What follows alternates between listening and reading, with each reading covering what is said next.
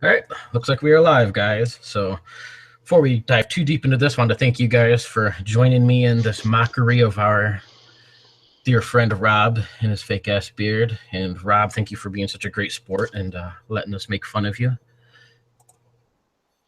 Oops, I need to fix that. All right.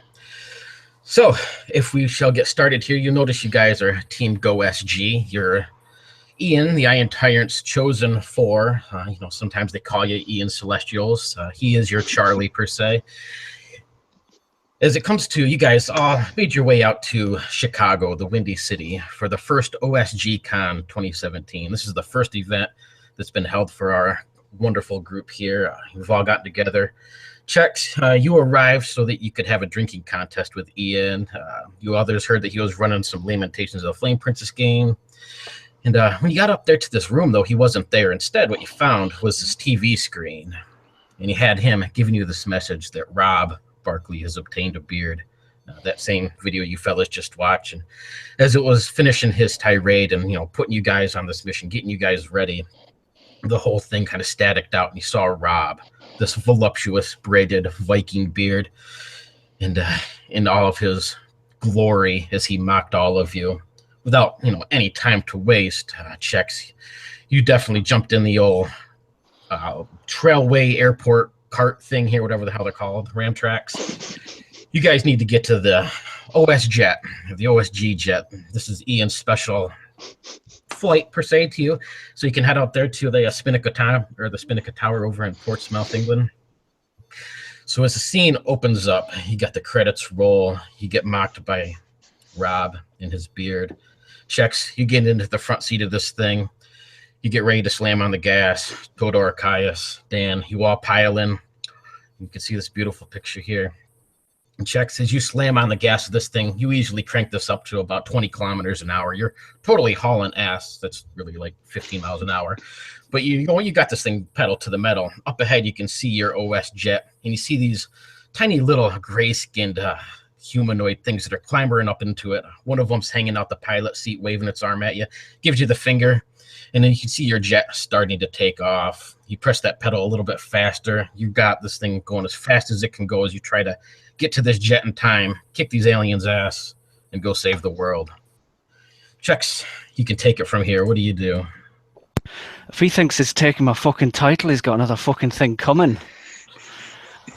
And then I try and get even with the plane and try to jump into it. All right. So you're hauling down on this Caius. It would be right on your right-hand side as Chex is pulling up along this thing. You could probably reach out and grab it. Same with you, Todor.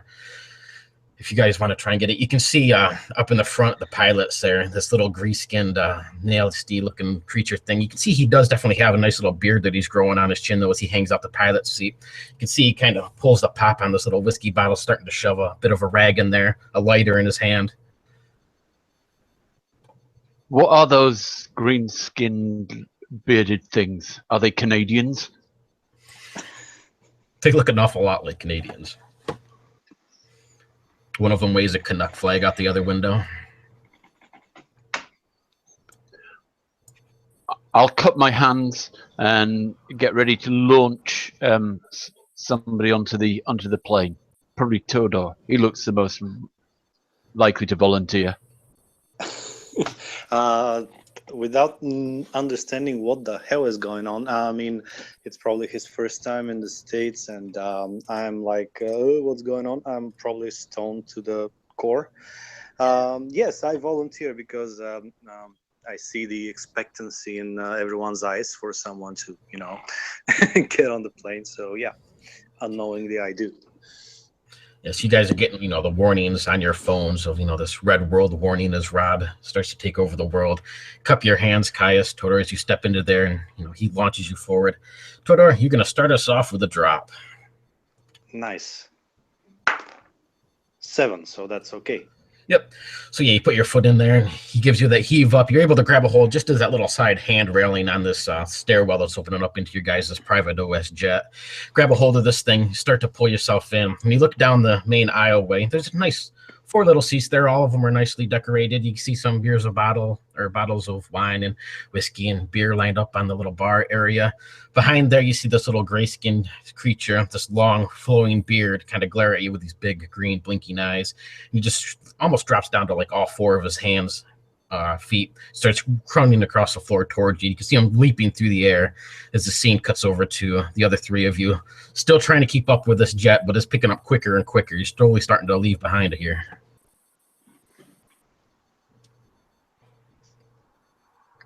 What would you guys like to do? Can I scream when I see the creature, or Oh yeah, most certainly. How does your scream sound? like a 20-year-old summer intern, like ah! Beautiful. So you guys can hear Tordor screaming. You have the slightest glimpses if you can see this little gray-skinned creature like climbing up his body, almost spider monkey-like, and sucking around the side of his head. Done. I think you're needed there. I say, cupping my hands again.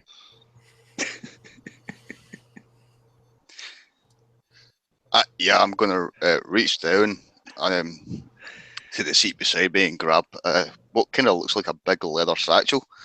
You hear it rattling full of dice, and I'm going to throw it after Todor. Dan, stop taking notes and jump. Are you going to try and hit this alien off Todor with your bag of dice? If I can see the alien, I'll certainly aim for it. Sure, go for it. Are you trying to jump on the plane too? We'll try and jump on the plane afterwards with All right. with a cry of Cheximus, get us a little bit closer. Beautiful. Go ahead and give me a drop for hurling that dice. This is a nice 20-pound bag of dice. It's pretty heavy.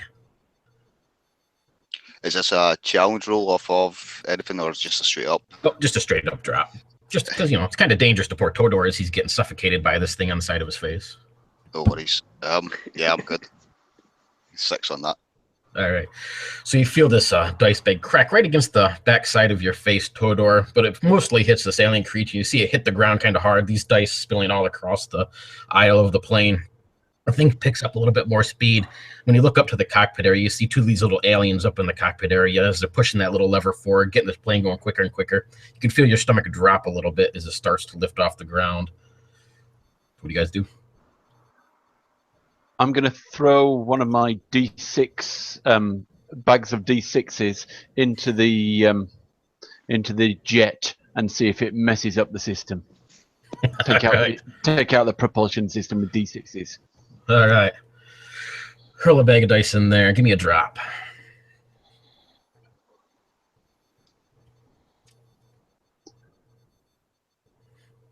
That's 16. Beautiful. So this is a nice big bag of D6s. Apparently you don't like D20s or anything else. I guess you're playing the old Star Wars D6 system or something as you kind of hurl this bag in there. You can see the bits of the D6s kind of shatter everywhere in this little propulsion engine. Little pieces of melted plastic just kind of dribble out. I'll just throw in, they were my exploding dice. There we go. And it definitely causes this turbine to explode for the most part. You can hear it grinding and it slowly comes to a stop. And the whole plane shifts a little bit. You can hear the engine in there trying to, pick it back up and trying to get going again as it's a couple of dice in there that jammed it for the moment. The plane slowly, it's still going at a decent speed, but it kind of lands back down, starts to slow down a little bit so that Chex here can keep up with it for the moment. You can see Tordor fighting this alien creature in front of him. Who's going next?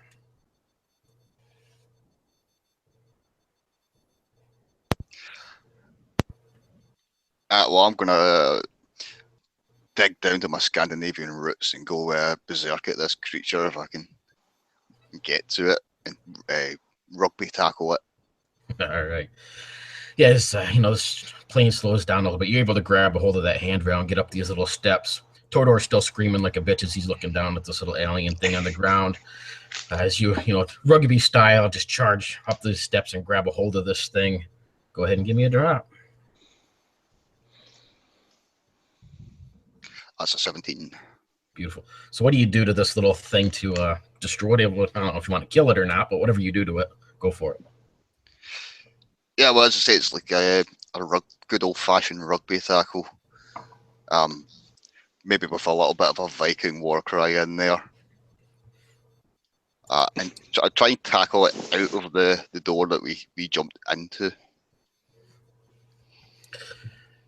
Yeah, as you kind of swing around, you're able to use your momentum to kind of swing around and just hurl this thing. Let's see, Chex and Dan, you guys are still in this, or no? Yes, Chex and Dan are still in this. Or shit, no, Chex and Caius. There we go. I knew I was going to get fucked up already. Chex and Caius, you guys are in this little cart hauling ass this thing down the street. The tarmac is Chex and Tordor are sitting in the plane itself. You're able to keep up with this thing still, Chex. And you see that little green-skinned alien thing kind of flare over the top as you feel that thump beneath your tires as you run this thing over. It kind of squabbles around on the road behind you a little bit before laying still. Chex and Todor, as you guys look down the aisle, though, there's still two more up in the cockpit, and then Caius and Chex, you guys are in the cart hauling ass beside this thing still. As he's wrestling, my big boy Dan is wrestling this creature, I suddenly feel empowered and not that afraid anymore. And as he's wrestling it, I now follow it and give it a little lecture about how we do these things in the OSG. And if he doesn't like it, he can block me. I don't care. Beautiful. You see these two kind of look back at you for a moment, Tordor, and then they look at each other, kind of that curious, what the fuck sort of face as they stare at each other. They let out this sort of weird laughter. The other one jumps back out the piloting window as he lights up this Molotov and just kind of tosses it. Chex and Caius, I need you guys to give me a drop as this thing comes barreling down, smashing across the front of your golf cart. That'll be a 5 for me. Success. So you can see all these flames just ripple across the hood of your golf cart. You can see this thing start to steam up a little bit. The whole thing jerks a few times as more and more of this liquid, these flames, just kind of pour down into the engine area. You can smell the smell of burnt rubber as these tires have flames licking on them. The thing lets out a little bit of laughter, and you can see it reaching down, pulling up another whiskey bottle and getting ready to toss that one as well. The one that you're looking at, Tordor, trying to lecture, he just kind of shakes his hands for a few seconds, kind of reaches in this little leather vest he has and pulls out what looks to be a little ray gun sort of thing, leveling it towards you, starts spurting out these weird alien lingo. What do you do, Tordor? I try to confuse him with even more terms, and I threaten him with the Iron Tyrant's banhammer. Give me a drop. All right. 17. Beautiful. You can see it hesitates for just a few seconds as you mention the Iron Tyrant and his banhammer. A little bit of a fear crosses his face. He's heard the rumors of the Iron Tyrant. He kind of quivers a little bit in his little alien shoes, looking back at his compatriot who's trying to fly this thing. He kind of rushes over, trying to grab a hold of the pilot's door and slam it as fast as he can to try to stop you from entering. Can I use his slight distraction to try and grab one of the bottles myself and hurl it towards it? Certainly. Give me a drop. All right. 3. Yep. So yeah, you kind of reach in. This thing just closes just as you're able to kind of grab a hold of this bottle and pull it back. What does he want to do with it? I wanted to throw it at the alien who is trying to close the door and cut us off from the rest. Right. So yeah, just as you get ready to, that door is just a few inches closed, you kind of hurl this thing forward. You can hear it smash as the door slams shut and this thing scream on the other side. Those of you, Chex and Caius, as you're driving down this runway, you can see one of these things fall out the window behind it, or up in the front, not the pilot, but the other one, and kind of smash into the tarmac. This shattered bottle, parts of glass sticking out of its face, this long flowing beard blowing into the wind as you thump over top of another one. You can see this plane, the dice start to begin to unlodge. It's starting to once again pick up speed a little bit. It's not quite working 100%, but you're gonna have to get on there if you don't want to be left behind with the others. Well, I'm not having them waste good whiskey, so I'm going to jump aboard. Right. Can I smash down the door? Yeah, go ahead and give me a drop. That'll be an 8. Nice. So Caius, as you're getting ready to look like you're getting onto this thing, you see Chex as he just lets go of the wheel, clambers across to you, and jumps onto this little stairwell area, smashing through the doorway into the aisle of this thing. You're just left in the passenger. You see Caius, the wheel kind of hanging back and forth. Go ahead and give me a drop. As I see him go, I grab one of the many bottles from Chex's belt or from his pack, and grab one of Chex powered bottle of drink as he passes. But I'll make that roll now. I got an 11. Nice. You're good. This thing is staying steady at the moment. Maybe kind of reach over with your one hand, stable in the wheel a little bit. Flames kind of pouring from the engine area on this thing. This Molotov cocktail spilling across the engine. Did some of these grey aliens land on the golf cart? Not yet. Nope. Not yet. Just the only one you can see left is the one that's kind of hanging out the pilot window, getting ready to toss another Molotov towards you. Okay, I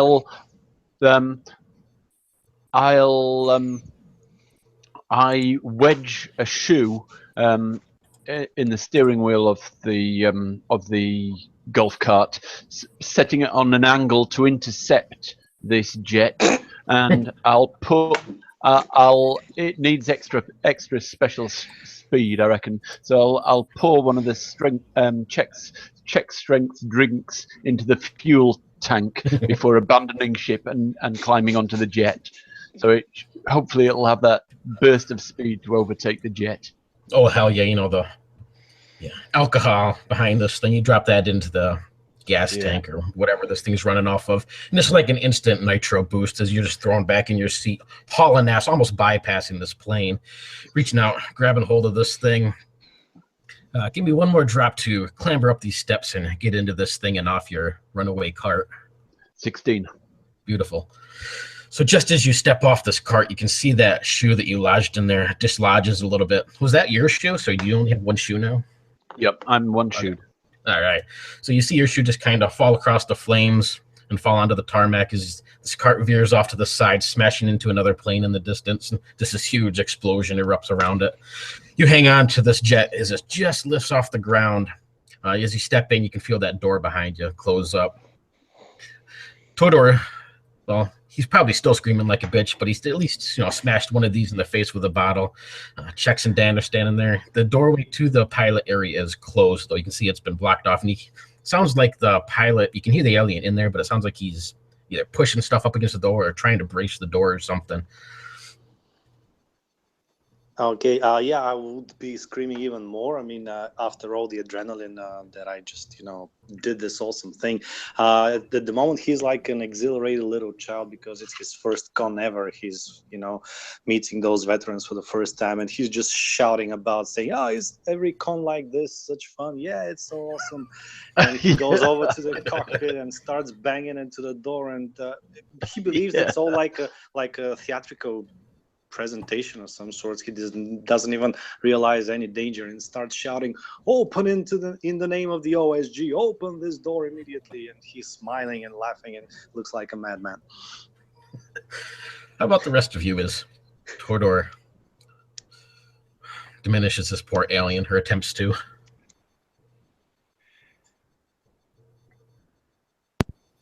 Can I try just kick the door down? Yeah, so you kind of walk up as Todor is beating on this thing and clearly not getting anywhere. You just kind of give it the boot checks, slam this door open, and you see that little gray-skinned alien just kind of standing there. He holds his little ray gun as he shakes. And then you see this pulse of energy and this flash. I need all of you to give me drops as this laser pulse just flies down the aisle. Phew, 11. That'll be a 6. 10 for myself. 2. Darn, one off. So while he just, kind of dive to the side, you can see this blast of energy races down the aisle and just hits where the beer bottles, the wine, the whiskey, everything just blows apart, melts to pieces. You can see all of your good drinks for this long trip across the pond go to waste as it spills across the floor.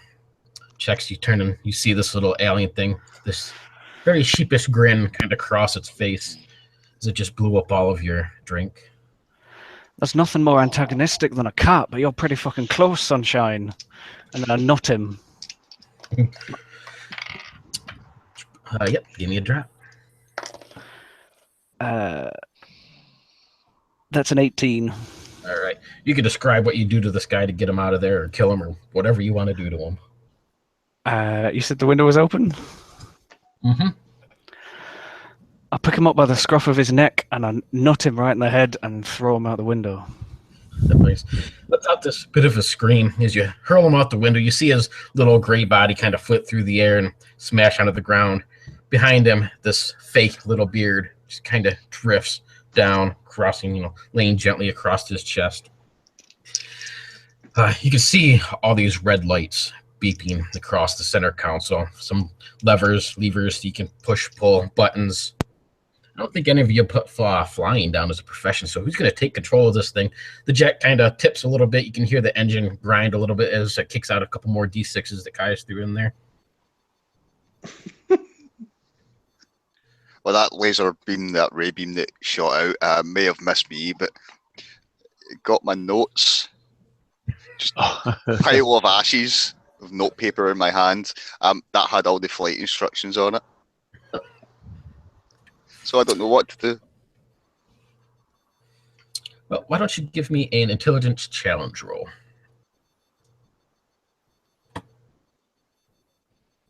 You just want to get equal to or higher than whatever you put in for that number. I got lower, a lot lower. So yeah, you try to remember those notes and what the Iron Tyrant told you and what buttons to push. And you see these 4 big levers, across the console. You're pretty sure it was the first one, but it might have been the 4th. You're not quite sure. Or it could have been the 2nd. It was one of those 4 levers you're supposed to push, to get the engines up and to get the turbines spinning and, set this thing on course.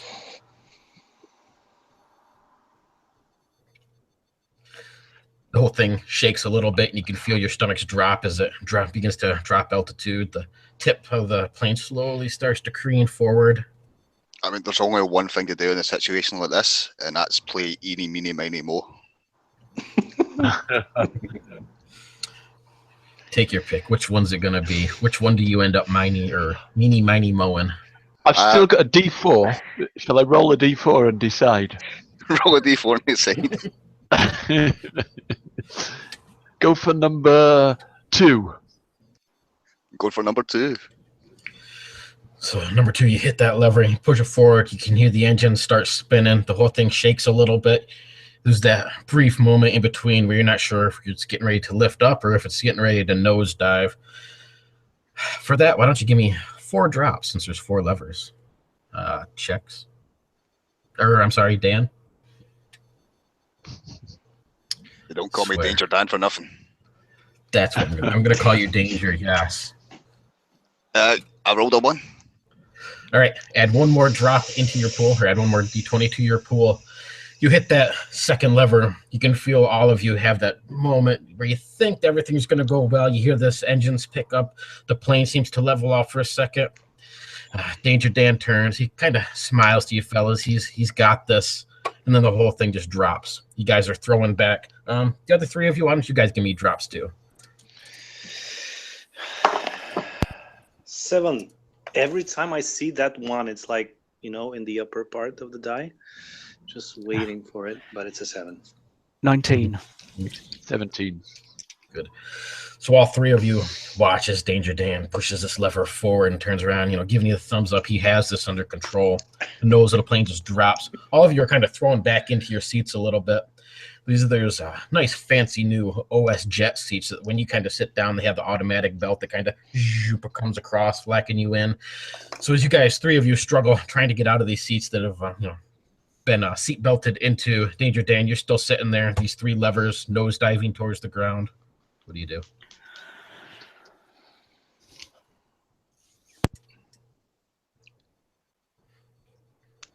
I don't have any D3s, I shout. I put my head between my feet. Slam them all forward. All right. Yeah, you push all of these forwards. You push the first one. You hear the engines kick up a little more, and the next one a little more. And Finally, that fourth one, you can see the steering wheel there. You remember those flight videos you watched back at improv school? You probably could grab a hold of that, maybe give it a yank back and maybe try to level this thing out. Sounds like you got all 4 engines up online. You can see the little engine pictures. There's no check engine lights or anything at the moment, though, so you want to take a stab at trying to save yourself?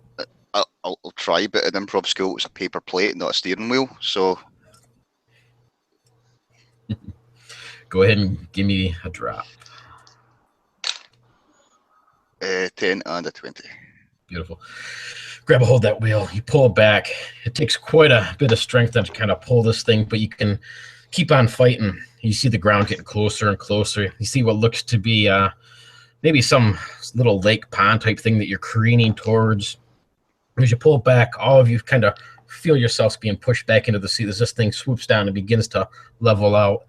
Just as you pull that thing back, Danger Dan, you get it just level. You can start cruising across towards the ground here. You're low enough that the bottom of this plane is just skimming the tops of these trees. And you pull yourself up and begin to gain altitude. You can see the little AI console on this plane kind of light up. Asks you to put in your destination. You can add in Portsmouth, England. Spinnaker Tower is where you headed, in fact. And everything seems to be okay for the moment. All of you can feel your seatbelts loosen up a little bit and then disengage as the plane levels itself off. It looks like you have, about 3-hour flight to where you're headed. What do you guys do during your 3 hours? The first thing I do is I turn on the nearest fan and have it drone really loudly for all 3 hours.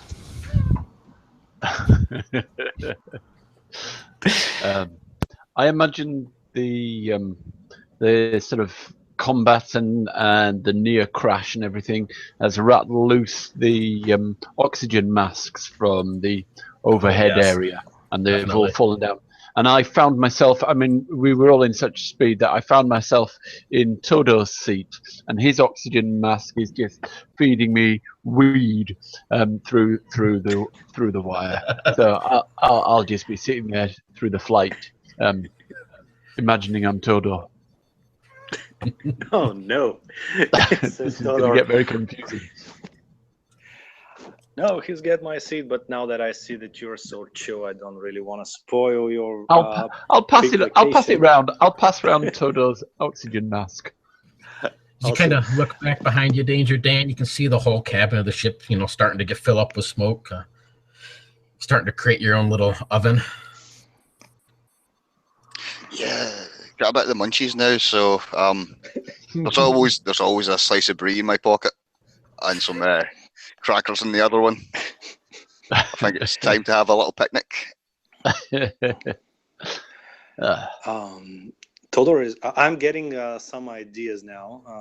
Having a little bit of that oxygen / weed smoke, and I'm looking for a big, under pressure cooking pots and some weird pipes that are spiraling, and I'm just trying to make a makeshift distillation thingy, and then I'll try to throw in all the chocolate bars or anything that contains any amount of sugar in it, along with some water, and I'm just trying to distill some alcohol on the spot. So you see, Tordor back in this little kitchenette area that Ian had installed for all of you, cooking up these things. Pretty sure this probably isn't the safest thing to be doing at 20,000 feet altitude. Not at all. Why don't you go ahead and give me a drop, Todor? Yeah. All right, 11. Nice. So you're able to get, maybe about a half a glass of stuff towards the end of your flight here that you're able to sip on. Tastes like shit. Pretty much pure moonshine probably at this point, but probably. And then I look suspiciously to the side if the others realized what I'm doing. Is specifically checks, and seeing that he's at least 2 or 3 meters away from me, and this thing being really, really small amounts, I snort it because I know it gets a better kick. Gets into your system a little quicker. Yeah, it burns like a bitch, but get this stuff up your nostrils, cough a little bit. I'm too busy because I've turned on the radio and I'm singing along. I see trees are green, red roses too. I don't know, Dan. You might want to close the door after checks the shitty singing there. Yeah, I mean, I've just moved from the Brie to the Stilton, and he's kind of put me off. Or I suppose, Chex is, all of you do have code names. Chex, you're actually the fat bastard, so I will refer to you for this fat bastard from now on. But yeah, you see fat bastard back there singing. I hope that doesn't stick. I really hope that doesn't stick. And just for those watching or whatever, Todor, you are the blocker, and Caius, you are the redeemer. And then Danger Dan, of course. So all of you get about a good 2.5 hours or so into your flight. Things are looking good. You can see England in the distance. You know where you're headed. Everything looks like it's on course. As you're sitting there, Danger Dan, eating your brie that's probably warm out of your pocket. Maybe sucking down a couple gummy bears that you're able to grab a hold of before Todor tried to distill them. You see a little warning flash across the console, and you can look down and you see that the fuel engines are empty. Looks like you only have a little ways to go. It's not going to be making it all the way to Portsmouth. Luckily, you do have a boat on this thing. So if you crash into the ocean, this big blue wet pond, you got a boat. But worse than that, you see another warning kind of flash, and you see these little blips on the screen. What looks to be little alien spaceships, and as you glance out the window, you can see a little speck in the distance getting closer, faster and faster, and another little speck in the distance. And within a few moments, you see 3 little aliens cruising in their little spaceships as they start to hover around your plane. All of them have these little gun rays at the top that are starting to flash up, power up a little bit. What do you guys do?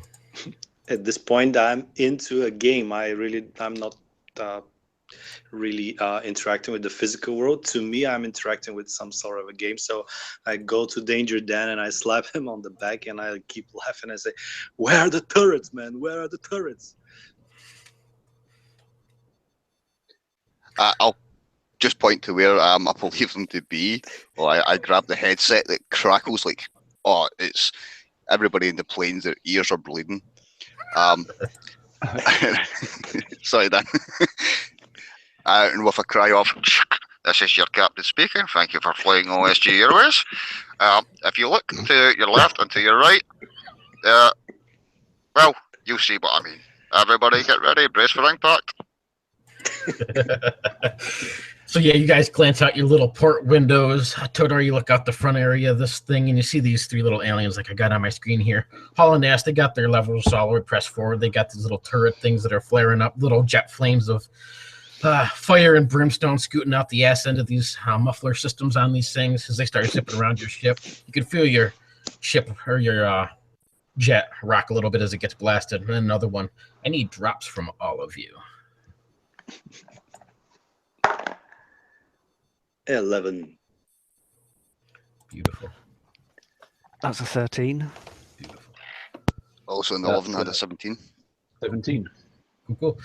So apparently it's Portsmouth, not Portsmouth. So you can see Portsmouth in the distance, Spinnaker Tower, but you can feel this plane dropping. One engine goes offline, and then another.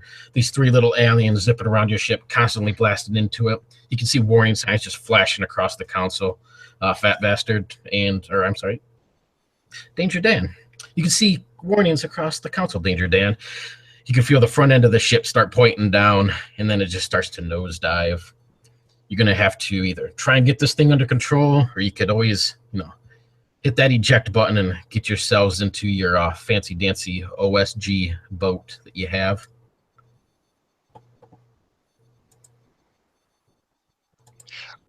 I think it's time to ditch this plane, go for the boat.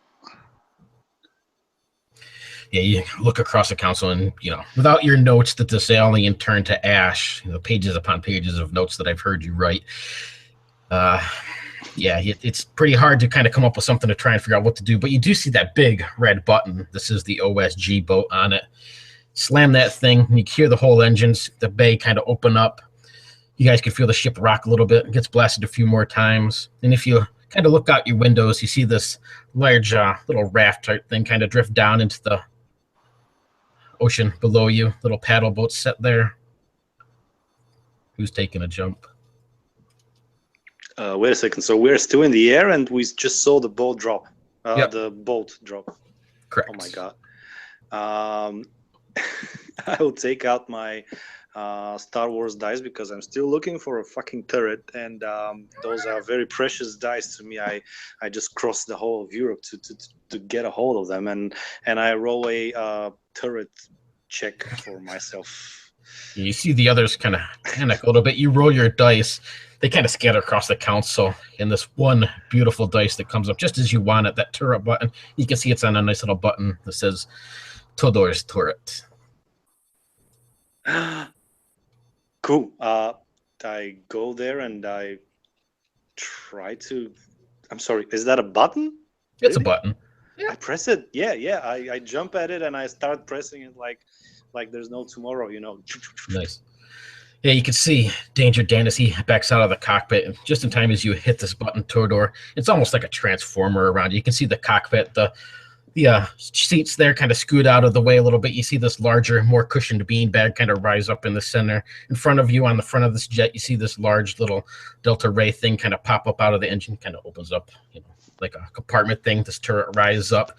This little handheld buttons kind of click up in front of you, and they reach out towards you to grab a hold of and start firing. The whole screen in front of you turns into like one of those IMAX theater surround video things. You can see these little aliens spinning around you.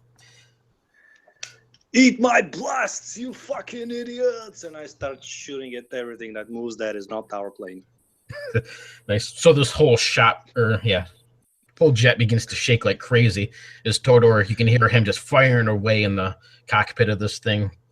What are the rest of you doing in the aisleway behind him? Somehow I've already managed to lose most of my starting equipment, including the shirt on my back. So I'm going to take a run and jump and hope I don't break a limb. Beautiful. The other two?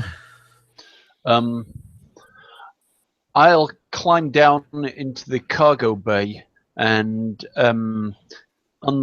unleash basically all the ballast of Pathfinder and 3rd edition D&D weights that we have at these flying things before, to see if we lose some ballast, we can sort of pick up speed. Just pages upon pages and books of D&D and Pathfinder 3.5.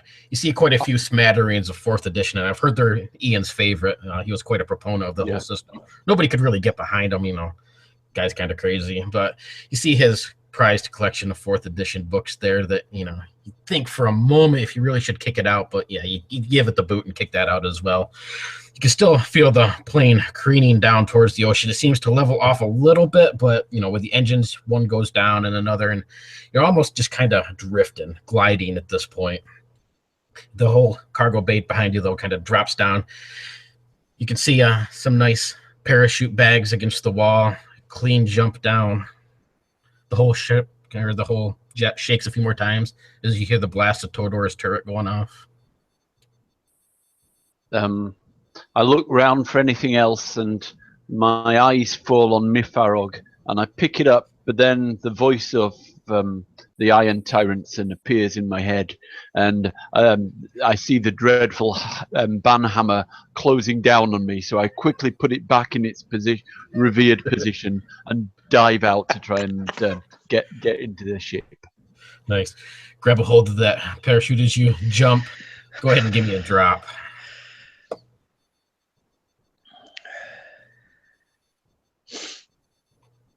A 2. It's a success. So you jump out of this thing, not quite sure how to get this whole parachute thing on. You probably have it, kind of in front of you. As you pull the cord, you kind of heads whip blasts as this whole parachute opens up. Looks like you don't have quite the right aim towards this boat below you, but you're going to be fairly close to it as you start to drift down. Behind you, Todor, he continues to fire off at these things. You see one alien drop and then another one drop into the ocean. But it seems like more and more are coming up from the clouds. Fat Bastard, Danger Dan, what do you guys do? Danger Dan is about to drop from this hangout and into the boat below.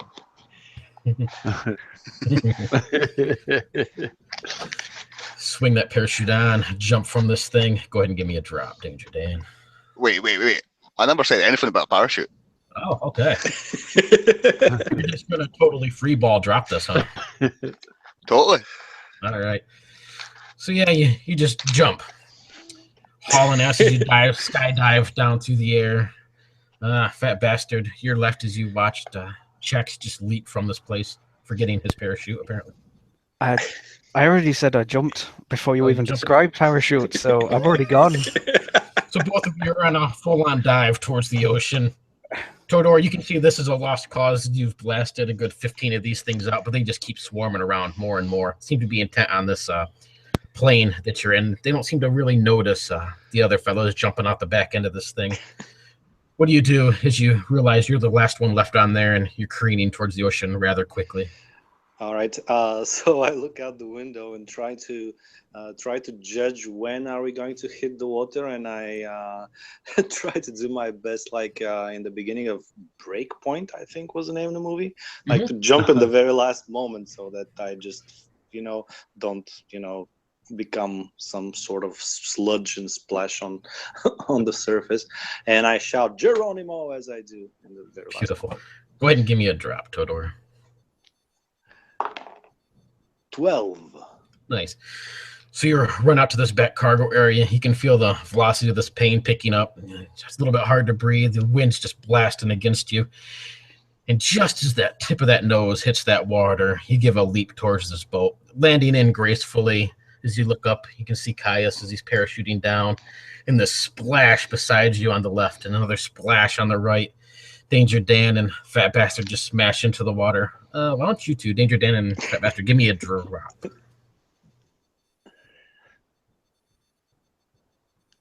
That'll be an 8. All right. 13 not 20. Beautiful. So yeah, you guys smash in, come up kind of gasping for air. Just as you're below the water there, Danger Dan, you could have swore in the distance you seen something moving. Looked like a shark with a beard as this was swimming towards you. You kind of scramble towards this boat, clambering up on top of there. Caius, you drift down slowly, pulling the little cords on this thing, balancing yourself as you gently land into your seat on this boat. And that is 40 minutes, fellas. So we will kick it up to add one more drop to your pool. Yeah. And I have a picture. And so the four of you are in this badass boat. You see these little Viking helmets below you that it's obvious that you have to put these on. It was Ian's last wish. You drop on these things. Fat Bastard, you grab your fishing net, hang on tight. I guess, Danger Dan, it looks like you have a horn. I don't know what that is, but apparently you have a horn, along with Todor as the front. Caius, you've gently settled yourself right into the steering console of this thing. Slam on the little pedal of the gas, grab a hold of that steering wheel, and you start hauling ass across the ocean. Behind you, you can see this shark kind of come up out of the water, this long, flowing, white Viking beard glistening off of it, and then it drops down below again. You see the fin to your left and one to your right as they start to slam into the boat. I need all of you to give me a drop. Yeah, and while we're doing that, I wanted to mention a little flashback. Just as I was seeing Caius just floating down on his parachute amongst these pages of Pathfinder in 3rd edition, and I realized that he's the reason for that. Just as he comes into the boat, I just hug him and I start crying uncontrollably of joy, of course. And I rolled a 1 on this drop. Beautiful. So add one more d20 to your pool. Thank you. You guys step in this. Everybody else was good on rolls, I assume? I was, yep. Yep. We're rolling 2 dice now, aren't we? Yep, Oh, correct. hang on. Well, except for checks and Todor up to 3 now. Yes. I got 12 and a 13. All right, let's see. Checks is 3, 2, 2. All right. We're going to need a bigger boat. Someone had to say it. Yep, that's right. You can see Spinnaker Tower in the distance, the clouds around this building kind of swirling strangely in this hazy reddish sort of light from the sky itself surrounding it. You got this thing full on Boracaius as you're trying to haul ass to outrun these sharks. They're clearly British sharks. You can feel them as they kind of smash into the boat, one to the left and one to the right, come up out of the water a little bit, these huge gnashing teeth. As you kind of glance over and try to poke at one of these things, get it off the boat. Now, fat bastard, I'm going to need a drop from you first, and then you guys can let me know what you do.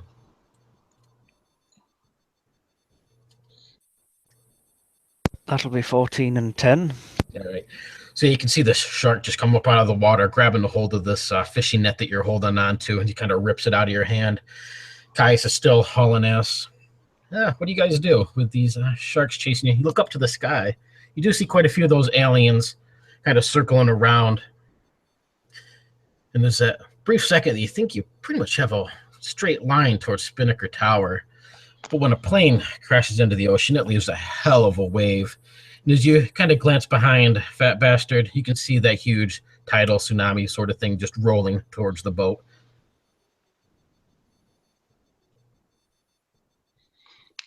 Are the sharks trying to stop us as well, and we have to fight them off? Cool. British sharks are total assholes. So I go below deck and I grab my bass guitar and singing sharks patrol these waters. I go to both boards because I have no idea what they're called. They have some names, and I start while I'm singing, I grab the guitar by its what's the word for it? And I hit it with the body, with the big bogey part. I'm just trying to keep them off. Smash into these things. So this boat doesn't really have a cargo area below, but it does have an old beer cooler that your base could be sitting in probably. You kind of grab that out of there and bitch slap this British shark back into the ocean. Go ahead and give me a drops. All right. Nice. No ones. All right. So yeah, just as this thing comes up, you just smash it on the side of the face with the end of your base. He kind of flips over in the water, disappearing under the waves. The other one begins to, continue to slap up against the side of this. Right behind you, Fat Bastard. This tidal wave's just rolling right behind as Caius has this thing going as fast as it can go. Well, seeing as I have pertinent information to the team, this will be the time that I'll be most quiet. And I won't tell anyone about it. Take a very surreptitious swig out of my flask. I'll look like I'm going full throttle, but because kicking up quite a bit of foam from the back of the boat with the engine. But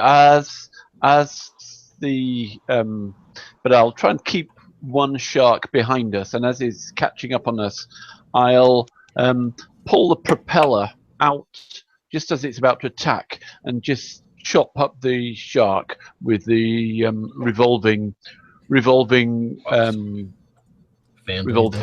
of the propeller, which I've sharpened to a knife's edge. You never know when you need to have a sharpened propeller. That's right. You probably spent days sharpening these little blades. It gives it an awesome, that extra aerodynamics as well, making this boat go a little bit faster than it could. So yeah, as you lift that up, you can just hear the grinding of this thing as it smashes into the beard of this British shark. Go ahead and give me them drops. So I get a 3 and a 4. So no one. Still good. Yep. Fat Bastard, you're in the back of this thing right next to where the fan blades come up. As you turn, you can see the shark just jumping out of the water just as it's ready to swallow you whole. Caius hits this thing and brings those blades up, and it's just covered in gore and fish guts and bits of British shark beard sticking to your skin. Well, I'm quite used to being saved, and I resist the urge to stab the person in the back. I feel I'm not privy to some story here.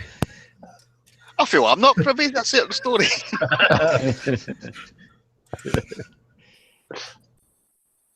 So with those sharks out of the way, Caius, you drop them propellers back in, put the pedal down, push them levers forward, and you're cruising across the ocean. Behind you, that wave slowly starts to kind of smash in and mellow out a little bit. You're able to outrun it for the most part.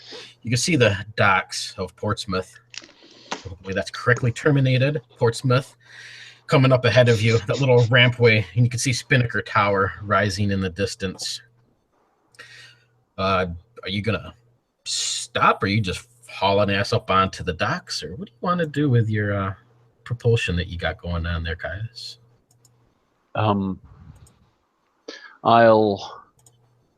I'll aim for the steps and drive it straight up the steps and into. Oh, actually, no. Actually, do we have a picture of Portsmouth there?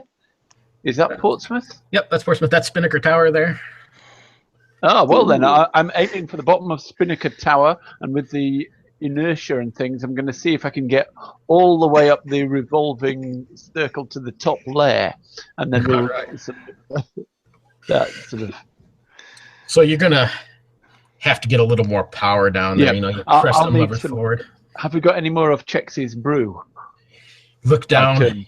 You didn't have any, but you did know. You see how where Todor grabbed his base out of this beer cooler. Pretty sure you saw 4 cans in there. We need some check strength propulsion, I say, turning to the others. For the OSG and for the Iron Tyrants.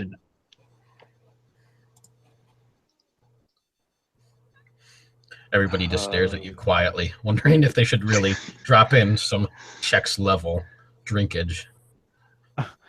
Yeah, you're right. And I just grabbed one of the beers and I tried to dunk it all up in once, not realizing what you're talking about. Probably.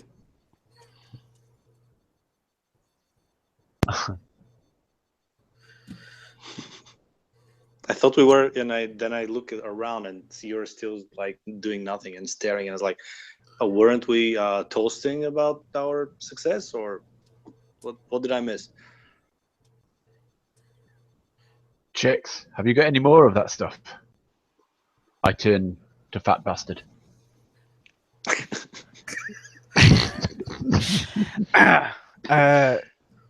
Well, of course I fucking do. I wouldn't go anywhere without it. And then I pull out like several more flasks. You have a whole backpack full of Chex drink, Fat Bastard drink.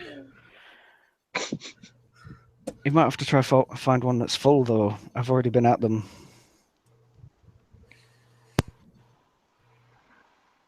Well, you can still speak, so I guess there's some left.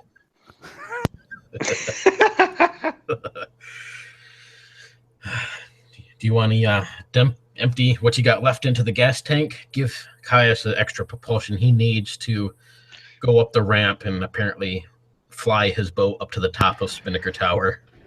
I'll slowly stop dumping the contents into the tank, but my tears are just flowing freely down my face. Oh, that was those checks. the sacrifice for the group. Yes. I was just waiting to say, let's not lose sight of why we're here, eh? I know exactly why I'm here. The boat begins to pick up speed with every drop of Fat Bastard juice that you drop into this thing. More faster and faster. You guys can feel the skin on your face kind of peel back a little bit. Your jowls flapping in the wind. Fat Bastard's luxurious hair just flowing in the wind behind him. Tears streaming across his face. He will tell you, though, that Chex does not cry. He simply wets his beard. And the tears just flare behind him, little raindrops, as this thing picks up faster and faster and faster. The whole front end of this thing coming up out of the water a little bit. Caius, why don't you give me a drop, since you're driving, or flying, apparently. I got a 1. Yay! So the whole front end of this thing starts lifting up. Add another D20 to your pool. Oh, And why don't you tell us how this goes horribly wrong with your 1 that you rolled? Portsmouth has not yet encountered checks, and they haven't reinforced their buildings strong enough. So the checks powered boat just slams through the bottom of this support or architectural kind of arc that I was aiming for, and we're just it crumbles under the weight of the impact, and the Spinnaker Tower groans and groans and comes down at a slight angle. It doesn't topple over, but it's sort of the support of it Right. has been destroyed by Kex powered juice, and it's now the Leaning Tower of Portsmouth. The Leaning Tower of Portsmouth. Yes, that left leg of this thing just kind of crumbles as all of you hit the docks and just kind of fly through the air. Everybody's hair just flowing in the breeze. You can feel the wet of tears of fat bastards smashing against your glasses, Caius. Go ahead. So I would like to say as well, when the tears of fat bastards started flowing, I would have done the most quintessential English thing and brought out my umbrella. Flying through the Mary Poppins style with. So as this whole boat lifts up and flying through the air, Major Daniel unprop that umbrella, just kind of drift off of this plane as the others smash in to the base of this tower. Oh, fat bastard. Caius, Tordor, why don't you all give me rolls as you smash into the leg of Spinnaker Tower? Okay. Another one. Add another d20 to that pool. No. That'll be a 14 and an 18. You're good. And I was fine as well. All right. 20 doesn't do anything either, does it? It's just one. Not yet. I'm actually working on a rule for that, but yeah, right now, no. As you watch all of these guys smash into this tower, Danger Dan, you have your very large umbrella that you've unlatched, and you're just kind of floating Mary Poppins style down to the base of this crumbling leaning tower of Spinnaker, where the others are trying to clamber out of this thing. Todor looks like he's knocked one of his shoulders out of joint, a little bit of blood on his cheek. He still thinks he's in a game or something, though, as he has this big smile and laughter on his face. He's got his Star Wars moniker dice in his hand, ready to roll. You look up, you can see where you smashed into the leg of this is a simple little elevator shaft in the stairwell that leads up to the top of Spinnaker Tower. All around you is nothing but silence. You can see these tiny little aliens zipping through the sky above, some of them smashing down. You can see these bearded British sharks patrolling the waters around the Isle of Portsmouth as it continues to float deeper into the English Channel. And you can hear this deep mocking sort of laughter echoing out of the speaker system of Spinnaker Tower as Rob Barkley, the faux bearded one, mocks you in your attempt to stop him from taking over the OSG. You got the elevator before you. Seems to be working, semi-working, considering you crashed into it with your boat. And you got the stairwell. Danger Dan drifts to his feet beside you, putting his umbrella away. I put my finger, my index finger, before my lips, and I go shh. Now, can we discuss a stealthier approach? That might be gone at this point. I know, but I'm oblivious. I just snorted some moonshine. That's true. The whole tower groans a little bit as it kicks to the side. Does anyone half pass without a trace? What was that? Sorry. No one? Fools. And I start rolling my dice in front of me, just, trying to roll a stealth check or something. But it looks like you passed your stealth check, so you can kind of scoop your dice back up. You're pretty sure you will be silent. Perfect. Then I'll hit my elbow, the one that was sticking out or something. I'll just try to hit it against the this tower, probably making a lot more noise as I'm shouting, as it's just trying to get into place and stuff. But then I turn around and say, he'll never see that coming, and I go towards the elevator. You guys see Todor knock his shoulder back into joint with a sickening sort of pop. He steps into the elevator, ready to push the up button to the first floor. Oh, isn't there like a top floor, like directly? Oh, yeah. Oh, yeah. Yeah. You're just going straight to the top. No messing I'll- around. Of course. I'll get in with Todo. We could have a plan here. We could go and fish out one of these extremely British sharks, throw it in the elevator, and then take the stairwell up. Rob's going to think we're in the elevator. You do have, well, at least a little bit of a fishing net left there, fat bastard.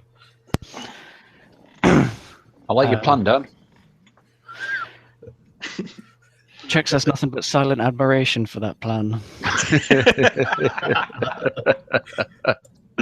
So, Trying to do nothing because you don't want to roll a 1, are you? who's character? And then I'll go towards the bay or something where the sharks are. I'm supposed still in the water, and I believe I have this blood because I also like bit my tongue or cheek or something, and I start spitting into the water because I know the blood will attract the sharks that we were supposed to fish out. Nice. You hack a glob of blood in there. It's almost instant as these have that. These bearded sharks can, sense that blood. They swimming forward, their beard flowing around them as they swim forward. And as they come about, I turn around and say, "Okay, who's the brave one to do the honors of catching one?" Rubbing my hands, I'll step forward. I'm the grappler. I high five you as I go away from whatever is about to happen. Nothing good. So as you get your half of a fishing net danger, Dan, you step forward, ready to fish one of these sharks out. You can see them getting closer and closer, swimming forward. Wait. Fishing net? No. Bare hands. Oh, you're going to bare hand? Danger. Roll up your sleeves a little. You see that one that you're targeting. It looks like the biggest of the bunch, the most badass British shark you've seen. As it spins forward, comes up out of the water. What do you do to this British shark to get a hold of it with your bare knuckle English hands? First of all, I'll look it straight in its cold dead eyes, and I tell it I've already wrestled a crocodile and won. Just to give it that intimidation factor. See a little bit of a grimace on its face. It says, "Did you take notes on that?" As it leaps forward. And there's only one way to wrestle a shark, and that's from the inside. Nice. Go ahead and give me them drops. Not a 1. All right. So yeah, this shark kind of comes up out of the air, ready to swallow you whole. As I'm assuming you jump head first forward into the belly of the shark. Yes, I'm going to wear it like a raincoat. Nice. So you go ahead and describe what you do to wrangle this shark and apparently get it over to the elevator. I'll just dive into it, and as soon as I can feel that I'm more or less inside its stomach, I'm going to stand up very quickly and run. So you just see a shark, two legs sticking out of its mouth, running, the beard flapping in the wind. Yep, you see Danger Dan's legs just hauling ass across the parking lot of Spinnaker Tower. This massive 2-ton shark that's kind of hanging off of him, trying to chomp down as he keeps its mouth open with that massive English strength that he has, kind of prying the jaws apart, running across the parking lot, throwing this thing into the elevator. You got to give me one more drop for that at least. I mean, yeah, probably. I don't know how you're getting out, but it was a good plan to get it into the. Still not a 1. All right. 7, 4, 16. I will let you describe how you unsheath your shark suit and get it into the elevator, I guess. Basically, run forward with a muffled cry of "Someone press the button to open the door!" Yep, I'll dash up and get the door open. And shouting this way, so he knows which way. Because I just imagine him zigzagging his way across car parks. Pages of notes flying behind him. It's more fortune than anything else, though. As the plan kind of pays off, because I stand on a D4 that maybe Todor's errantly dropped, which trips me up, sends the shark basically flying off of me towards the open elevator doors. Nice. Hurl this thing off of you. You can see your shark saliva covered notes kind of spilling across the ground as you wipe off the slime. This huge bearded British shark smashed into the elevator. It flashes about as you see the elevators slowly closing. Give it that ding. You can see it start counting up the levels. First floor, second floor.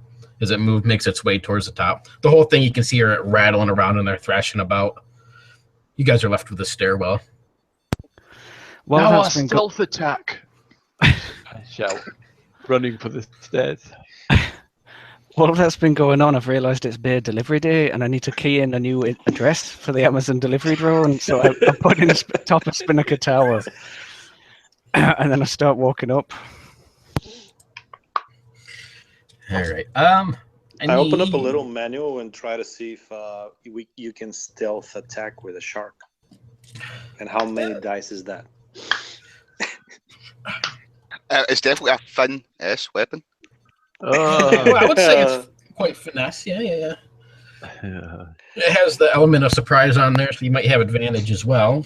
We'll have to find out about that. So the first whole glob of floors of Spinnaker Tower really don't have anything. It's just this long stairwell all the way to the top, because there's really only 3 floors to this place, apparently, which are at the very top. So by the time you guys reach the, I don't know what it would be, probably like the 27th, 28th floor or something, I don't know. You can see the floor ahead of you. This is the very top that you could get to, but it looks like it's one of those things where you'd have to step out into the first floor, make your way across, and then hit the final stairwell up to the other 2 levels. You do know that this is a very fancy, like a, I don't know what to call it, like a tourist attraction, I suppose. So when you kind of walk out in there, this whole room is actually made of glass. But you see the whole pictures of it all around in the stairwell and stuff. And it's sort of one of those places that has this big overlook of the bay in Portsmouth, and the whole floor is entire glass. So you're basically looking down through the whole tower, giving you that strange sickness sort of feeling in your stomach. But you're not in there yet, though. You know, the doors are closed in front of you as all of you finally make it to the top, panting for breath. My instincts can kick in. I've probably read a pamphlet somewhere, and just as we are in this dangerous situation, I start pointing towards all the points of interest that can be seen from the tower, and I'm telling you what kind of useless, stupid things there are here in Portsmouth, but I make it sound like it's the most amazing thing ever. Yes, you can see all the Portsmouth sites from this high up. I don't know what's in Portsmouth, but apparently, Todor, as far as you can tell, it is very awesome here. You can see what used to be Rob's flat in the distance over at his uni that he goes to. But you know that he's here somewhere at the top of this tower. As you step up onto that final landing in front of these doorways, the doors kind of slide open, and you walk into this room that is just made of entire glass. Below your feet, along all the windows all the way around. The far end is the stairwell up to the main floor above you. What do you guys do? You don't see anything in this room. Looks like a pretty much an empty room. Is the floor and the ceiling made of glass as well? The floor is, yes. The ceiling, no. Is the shark in here? Nope, it looked like that kept on going up. You see the elevator kind of go by. You can hear the thrashing of it, the thumping of it, but it kind of continues on upwards.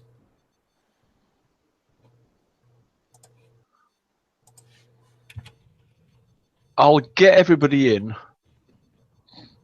Once we're all in, I'll close the door and then go to the bathrooms on this level and turn on the taps. So it starts filling up with water. So we've got a giant aquarium on this level since it's all glass. But so I like to, after this is all over, I'd like to think that we haven't made any species of British bearded sharks extinct. No species were eliminated on the course of this adventure. That's right. that's commendable. The only endangered species in this whole thing should be Rob. Yeah. So now you'll have a home for the bearded British shark, a place for it to live, assuming it survives. So you can see the sinks overflowing. Maybe you hit all the flushing of the toilets all at once so they start to overflow well a little bit. You load them full of toilet paper, British bearded toilet paper, as it seems to be covered in quite a bit of hair and whiskers. Clogs up the toilet quite well. Danger Dan, as you step out, There you are can hear signs of Caius. Rob all over the place. Yes, there is. Danger Dan, as you step out, you can hear Caius kind of filling up these things and turning on the taps. And you hear this little tink, tink, tink, tink. And when you look down at this expanse below you through this glass floor, it's staring back at you. You see this little green, gray-skinned alien, suction cups on its hands and on its feet as it kind of looks up at you through the pane of glass. It kind of suctions one of these hands and smiles, reaching behind its back. And it pulls forth this little mallet and just smashes into the pane of glass below your feet. Danger Dan, why don't you give me a drop? Okay. 10, 19, and that's a 2. Still good. So that pane of glass you're on just smashes out. You can see the crack spider webbing across this thing as you step back, kind of jumping out of the way, and it just falls down, 20 stories to the ground below. As you glance across this whole glass floor, you see more and more of these little aliens crawling down the side of the panes of the glass, crawling down underneath, and they just start smashing glass everywhere. I need drops from everybody.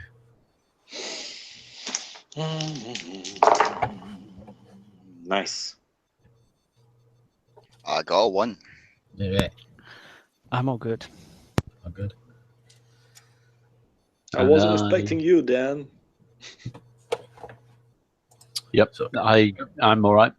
all right, everybody but Dan. So all of you just kind of continue jumping out of the way as more and more of these little green-skinned aliens with a beard swarm underneath you on these panes of glass, smashing out glasses as you're trying to jump out of the way.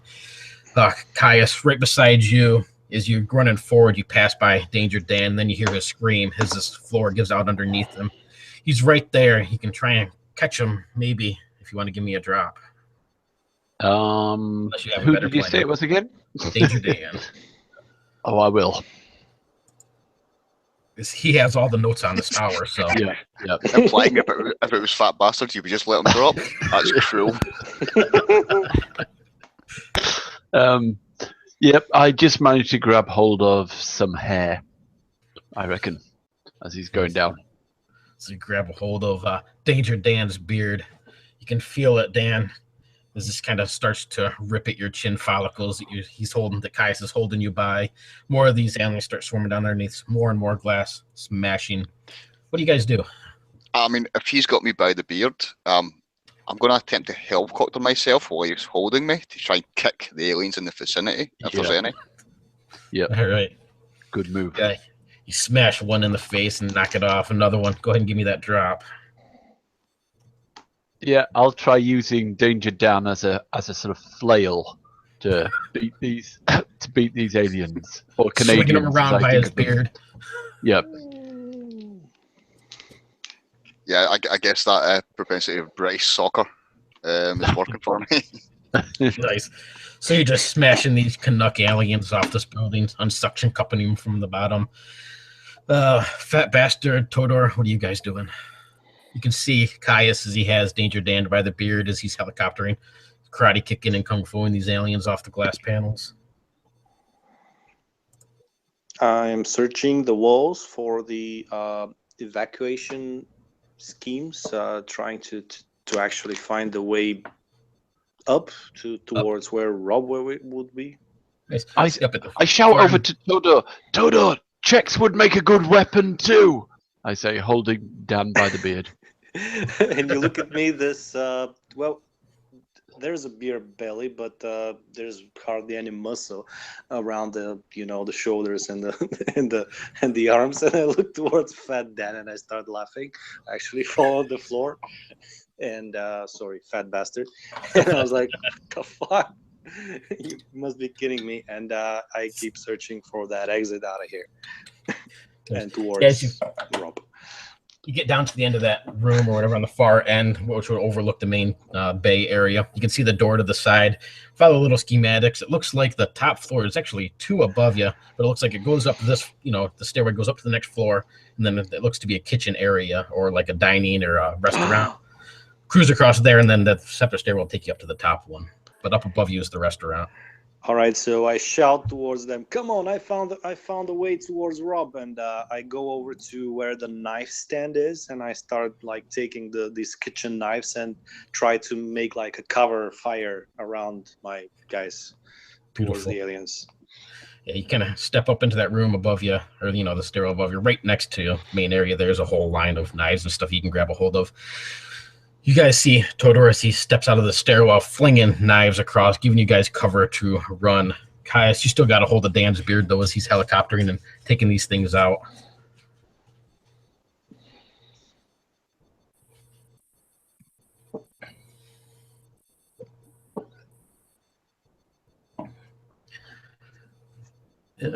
What do you guys do? To try to entice them to get to me quickly, I also shout, "The fridge is full of fine 12-year-old brandy and cognacs and bourbons and whatever they drink over here." Chex juice. Yeah, and Chex juice. It's been imported from Scotland.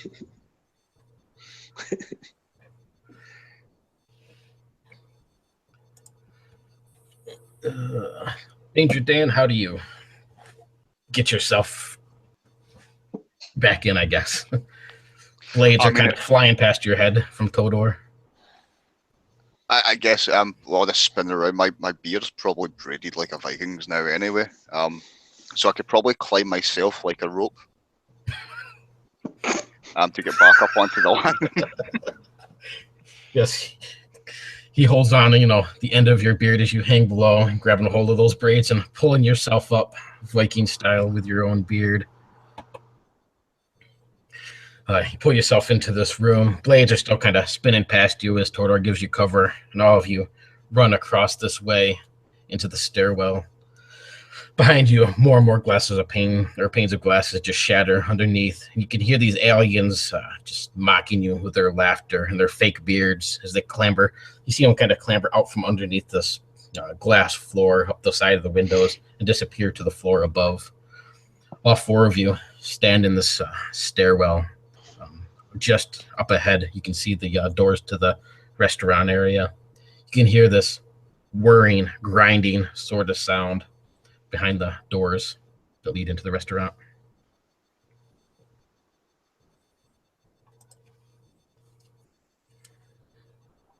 Well, there's always time for another drink. And then I'll go in. Don't fall asleep on us right now, you fat bastard. And I'll get ready to run in. Nice. So, Caius, as you move forward, you push those doors open, and you see what looks to be at one time, perhaps, this restaurant. All the chairs, all the tables, everything's just been smashed up against the walls.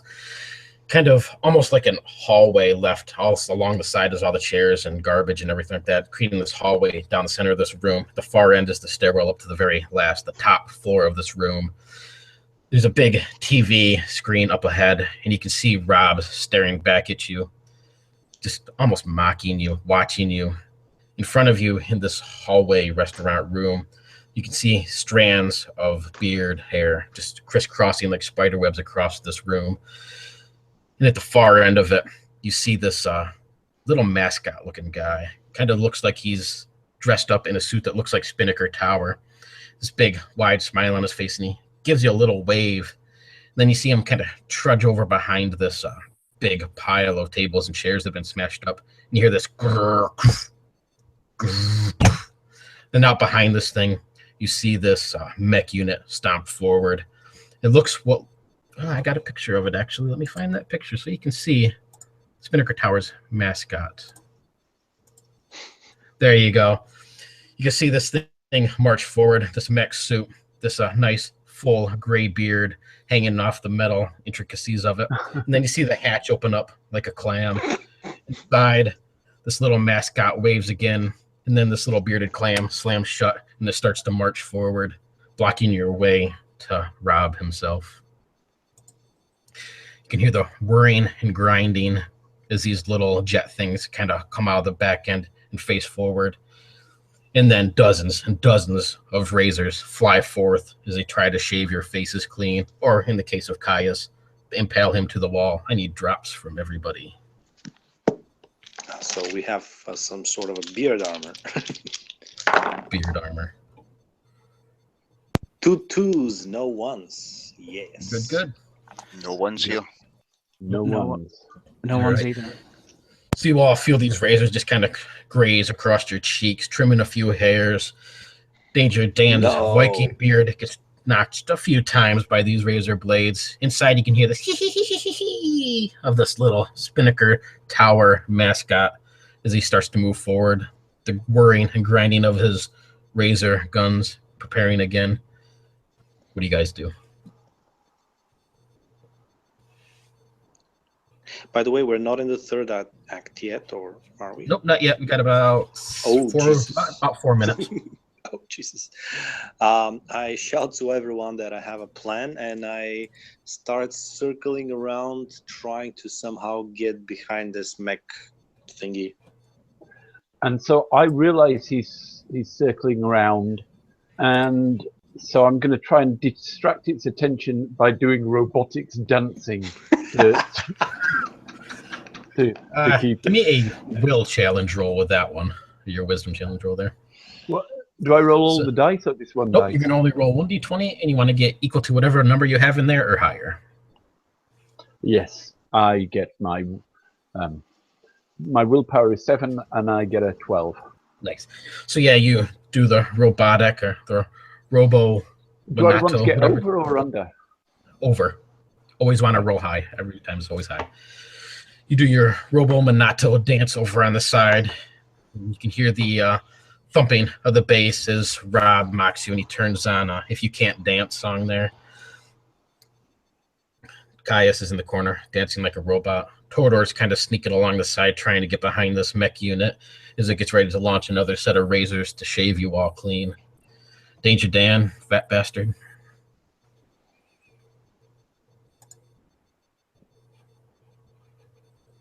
Well, if there's any of the checks just left, I'm going to look around, maybe find some duct tape.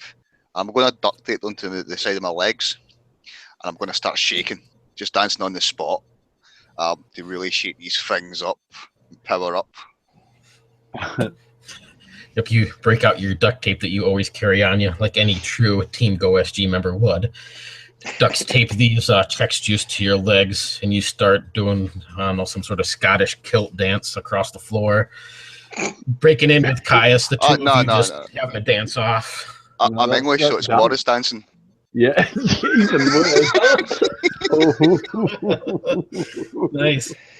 But Danger Dan and Caius, you guys break ass, start doing, beatboxing and break dancing across the floor. Tordor, you get behind this thing. Fat bastard, you're just looking at the other three, probably like, what the hell? But what do you do? You said there was tendrils of hair around the kitchen. Yep, it looks like spider webbing, bits of hair all across around here. I'd like to try and pull some of it off the wall and then run it around and around the mech, like an AT-AT from Star Wars. Nice. You reach up and grab a hold of that strand, and you feel this sharp nice. pain of this razor wire beard hair as this cuts into the flesh of your hand. Give me a drop.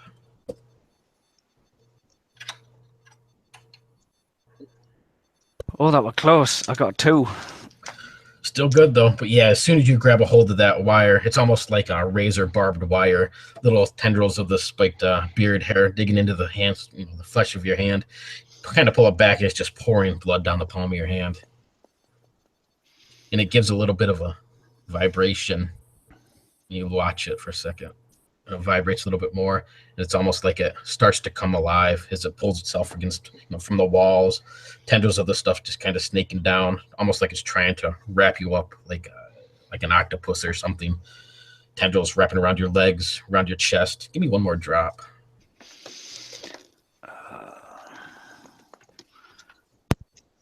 That'll be 10 and a 7. So you're able to keep it off you for a moment, but you're occupied with these tendrils of razor wire beard hair that Rob has installed, just trying to tangle you up. You can hear the grinding one more time of these straight razors, and then they just unleash.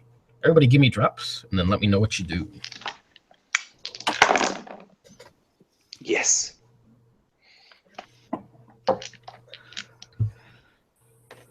Success over here. Successful here. Okay. Yeah, very close, but made it.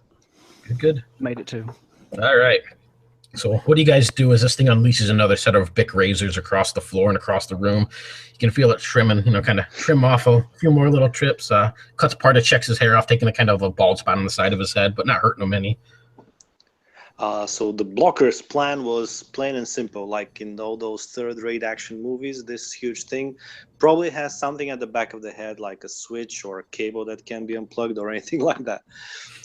And he's going for it blindly. Yeah, you get behind this thing is Danger Dan and Caius breakdance, completely having this thing distracted at the moment as it just watches. And you kind of see a little twitch in its arm and then a twitch in its leg as it too starts to kind of groove a little bit with them, unable to help itself with this English dance that they're putting on. You can see what looks to be a couple cables kind of running up to the back of the head area of this bearded clam mech.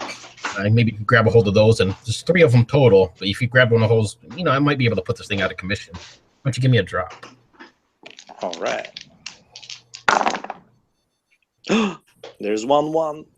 No. All right, add 1 more D20 to your pool.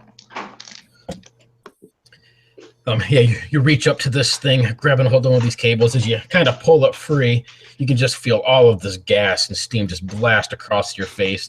All this hair that you had on your eyebrows, what you had on your chin, what mustache you might have had. Your hair itself is just completely singed off. You guys see a bald, beardless, eyebrowless, eyelashless Tordor looking back at you from behind this thing. Caius, Danger Dan, you guys dance away. What do you do?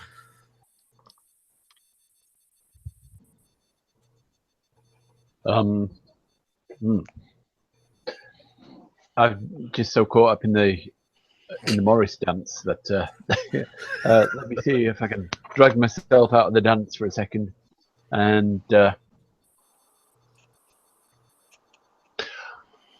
I grab oil and vinegar from the tables and start spinning them across the floor towards the legs of this mech, so it loses its balance and slips. Nice. Yeah, just pepper shakers and salt shakers, vials of vinegar, oil. You save the wine and the whiskey clearly. As this thing kind of steps forward, as it starts to march forward, one of these things, first one just kind of crushes a few bottles. The second one, though, catches on these and it just slips underneath it. Go ahead and give me the drop. I get a 1. So he steps forward. You can see this thing, this foot kind of slide out from underneath it as it goes right up in the air, beard over clam, I suppose, and smashes into the floor. Behind you, you can feel fat bastard as he kind of stumbles forward, covered in this razor wire beard hair, smashing up behind you. You can feel it start to tangle around you as well. It starts digging into your flesh. Go ahead and add 1 more D20 to your pool. As the 2 of you just kind of hit the ground and start getting tangled in this stuff. Hodor is baldless. The only one really standing at the moment is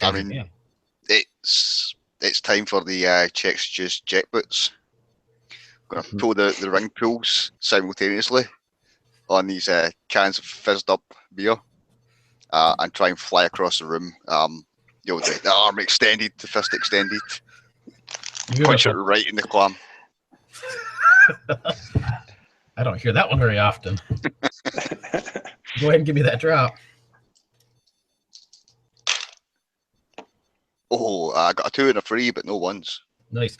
So yeah, you totally pull the tabs on these things, kind of leap into the air and just fly through the air. Bits of foam and Chex Juice flailing behind you, arm outstretched, and you have like that in the cartoons and stuff, and they have the velocity waves around them as you fly through the air. Your fist just smashing square into the clam of this thing as it hits the ground. Bits and pieces just fly through the air. Beard kind of drifts down to the ground. And you see this little Spinnaker moniker, or Spinnaker Tower mascot guy kind of open up the clam shell hatchet, look at you a little bit, and he just kind of raises his fingers, fuck you, and then he just hits the ground, drops. Just dead silence as you all stand there. Fat bastard and Caius, you get the rest of this razor wire beard off of you.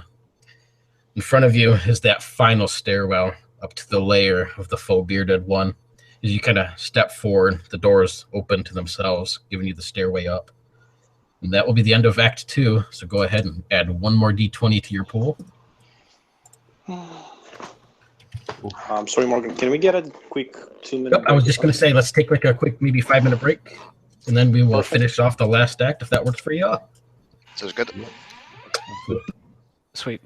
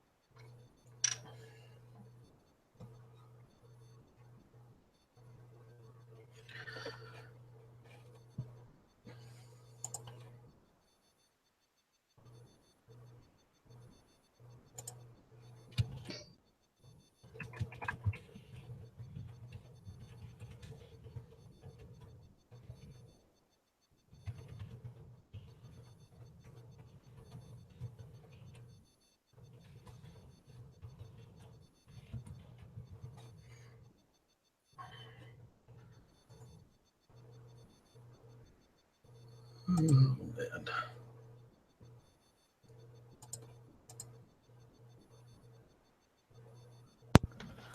It's going pretty well so far, I think.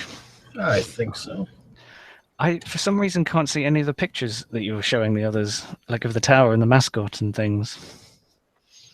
I know So- mine does that on my end when, like, I was in a game with Josh London and he was showing pictures. I couldn't get any. I ended up having to restart my whole computer to get it to catch on.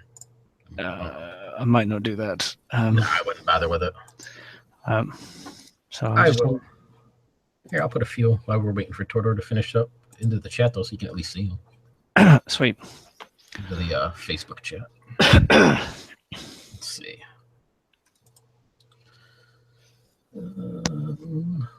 What you got? Your Team Go SG. You got your. Yeah, I've seen that one. Here's your OSG jet, which actually I forgot to share that picture.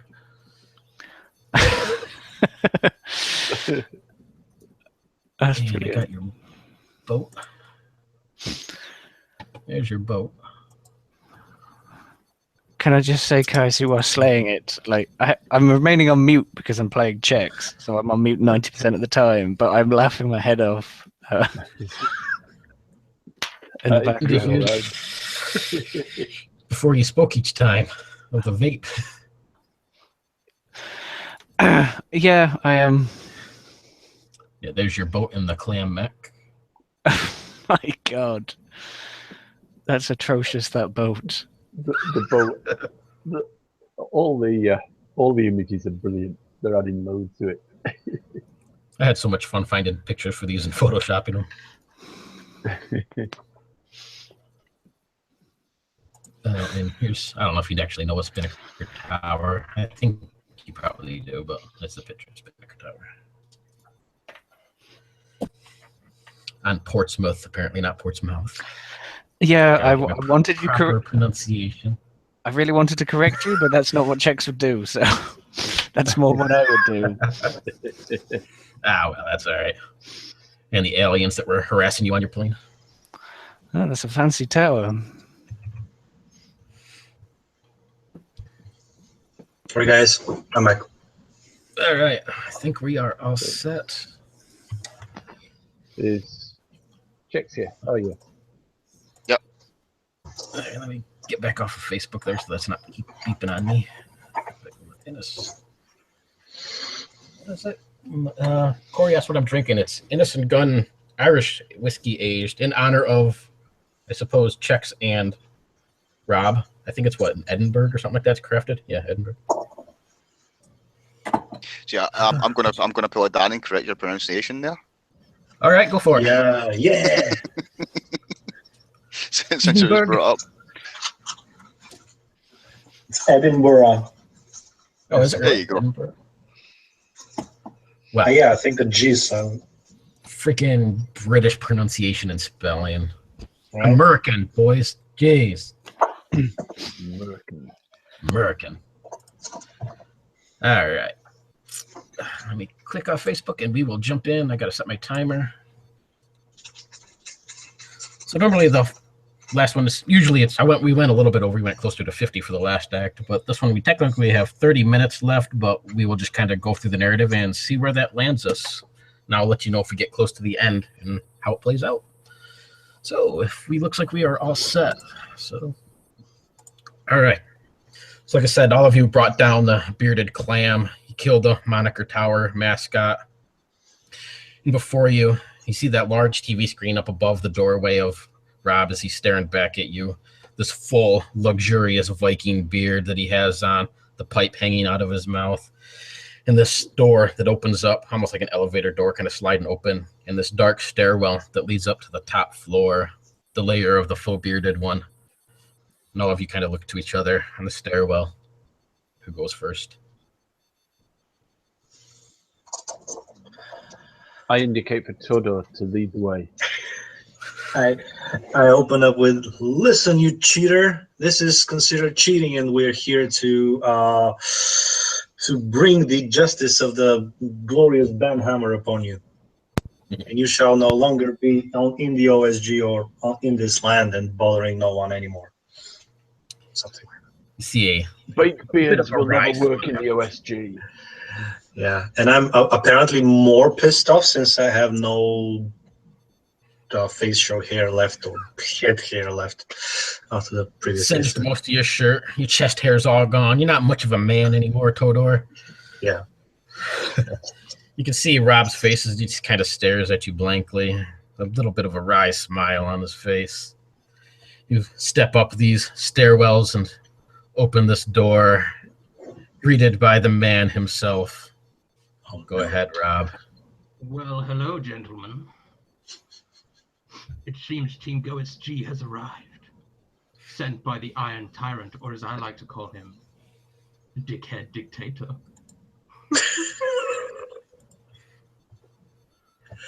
Well, how dare you speak like that? Sorry. And I begin to narrate what you're seeing as you're seeing it. So I say, you enter the room and see a mass of hair lining the entirety of the structure. You can see amongst everything that there is just hair. You see Morgan's pacified body lying in one corner, and you see a strange billy goat lying in the other corner. What would you like to do? Your hair doesn't fool us. We have adventured with many types before, and your beard, while magnificent, doesn't have the look of a true beard about it. How dare you! Begin shaking with fury. Rob, And I say, well, if you're going to what try is the and- secret? Where did it come from? You will never know. And then at that, you see just this massive strand of hair the size of an octopus tentacle fly towards you and try and wrap around your neck. Is that a drop, Go ahead Morgan? and give me a drop. Yep. Go ahead and give me a drop, guys. Phew. Is that all of us or just guys? You just directing that one at Caius? Yes. Yep, I made that one. For a second, I turned white. You know, the other guys, they're all used to having these hair around their faces, but me, it really puts the wind up me, and I throw myself aside, screaming. And I just begin giggling like a little girl, having used my full powers. Your sorcery will not work here, Rob. You have one chance to redeem yourself in front of the Redeemer before we take action. And as you say that, I just fly back on spider legs of beard hair, and I crawl up into the corner of the room. You know, you will never be the GMILF, the GM. How dare you! That guy. Nelson, attack them! And you see Nelson arise, a golem made of pure beard hair, and he begins walking towards the fat bastard. What does this golem look like? He he looks not unlike my beard. Basically humanoid form with a slight beer gut. As he marches towards the fat bastard, you see this monstrosity of faux beard hair coming It's towards you. hideous. Awesome, I say.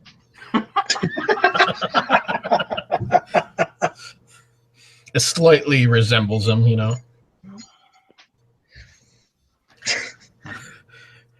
And he's just gonna try and So fat bastard, this thing trudges forward. You see these huge fists of beard hair, kind of spiked in little braids and beads that it has decorated in itself, braided up nicely as it slams forward. Fat bastard, why don't you give me a drop?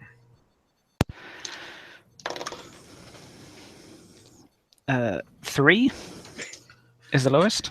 All right, you're still alive as you kind of jump out of the way. This thing just kind of grazes across your fat bastard belly, I suppose. Knocks off what few cans of Chex juice that you had left in your sack as they kind of smash into the floor and kind of roll across just underneath where Rob hangs on the ceiling from his strands of spider web beard. As you miss, I let out another giggle and say, "This is hardcore, not one of those beard and pretzel games." As he slays you off with his bad puns, what do you all do? If you think you can take my title from me, you can don't take a running fuck at a rolling donut. And then, can I run past the Dawson Golem? Because that thing's giving me the willies. I like the fact that it's now the Dawson Golem as it swings forward. These meaty hands just barely missing the fat bastard as you run forward. I want to try and grab one of their spider legs and pull Rob from the wall, so I can pummel him with my fists.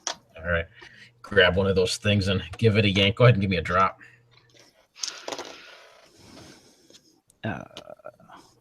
10 is the lowest. Yep, grab a hold of one of those. You give it that powerful yank, and you can hear the snapping and the cracking of the strands of this as it just rips free the strand of faux beard Rob hair drifting to the ground.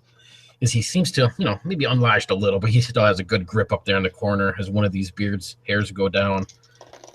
Danger Dan, Caius, what are you guys up to? I've had an idea. I'm going to try and turn about. Can I still get out the doors we came in? Yeah. I'm going to run back to the kitchen because I have an idea.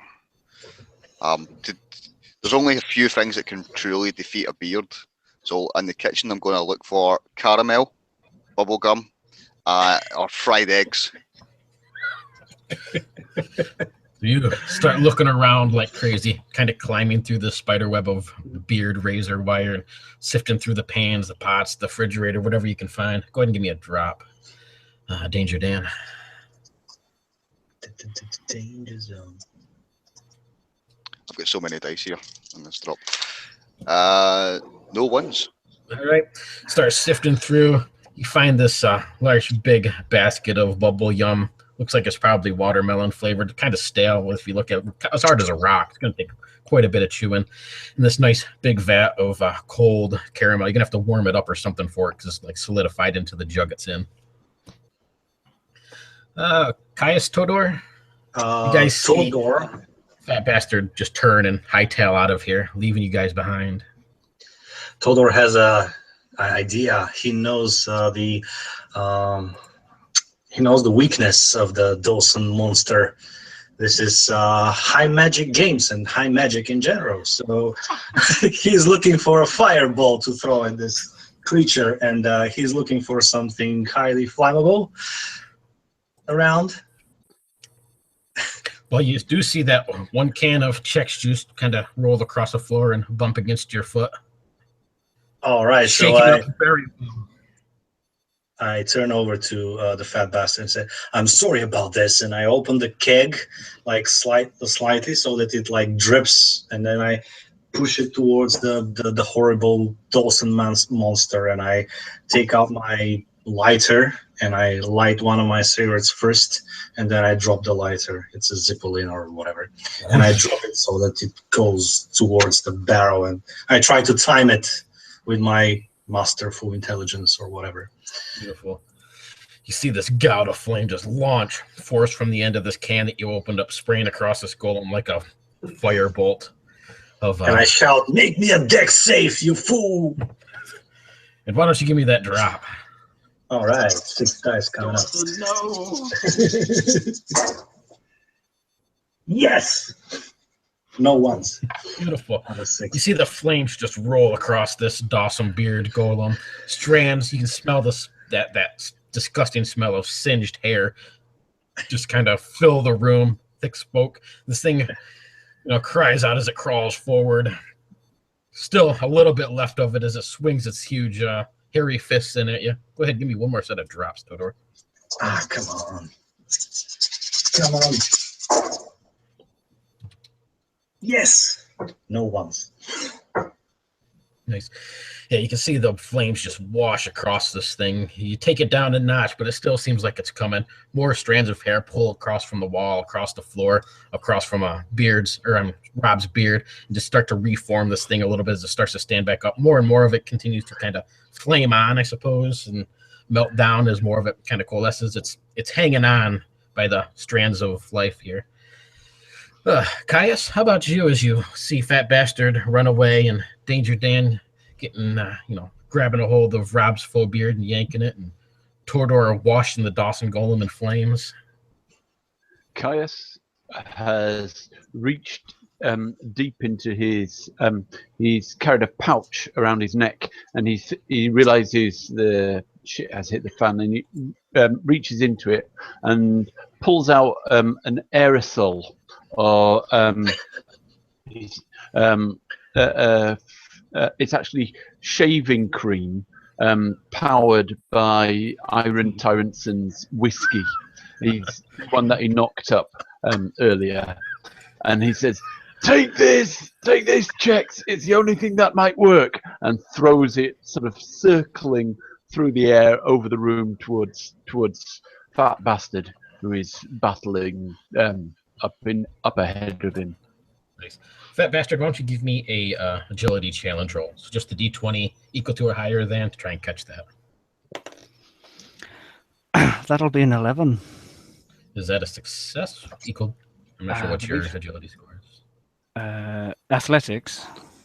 Yeah. Yes. Okay. Success. So yeah, you kind of reach up, grabbing a hold of that thing, this aerosol can of shaving cream, getting ready to pry that open and unleash some fury on the faux Rob. But first, Danger Dan, you're down there. You got this vat of bubble gum that you're probably chewing away at, watermelon flavored, stale, this big pile of caramel hardened sauce in a can. As you kind of stand up, getting ready to head back upstairs, you hear the soft ding, and then right beside you, the doors open up as this British bearded shark thrashes out forward. Go ahead and give me some drops there, Danger Dan. I'll walk right into that one.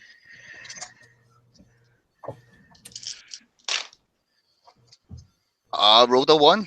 Nice. See this thing kind of jump forward, its jaws clamped down right on that luxurious Viking beard that you had there, trimming it right down so it's more like your former friend Rob's beard. You have just one little strand hanging down that's left. This thing gnashes into you. Add one more D20 to your pool, and every drop that you make from here on has one more D20 to your pool until you get another one. Okay. And what do you do as this thing thrashes about, chewing off your beard? I quickly attempt to. I'm just gonna have to use chin strength and pull away. Go ahead and give me an athletics challenge roll then. Athletics. Okay. Yes, that's a success. All right. 14. So you pull yourself away from this British bearded shark. It kind of flops across the floor behind you as it's trying to catch up. British sharks breathe air, by the way. Totally. I imagine it's got a pipe in its mouth as well and a monocle. Oh yes, and a top hat too. Yeah. Yeah, and after that, run up the stairs again. Just try to get away from this bloody shark. You're stomping up these stairs, chewing away. You got this huge wad of bubble gum in your mouth, carrying your vat of warmed up caramel sauce. Behind you can hear the flopping of this British shark, its top hat flopping around, its monocle kind of holding into place on the side of its face. Behind you, you guys turn just in time to see Danger Dan burst through the door. Nothing but a tiny little Rob strand of hair on his chin, and this British shark behind him flopping through the doorway. Fat Bastard, you got this aerosol can in your hand. Rob's up in the corner, hanging off the ceiling. But first, Rob, what do you do with your magnificent alien beard powers? Well, the first thing I do is I close my eyes and take a deep rip of my pipe.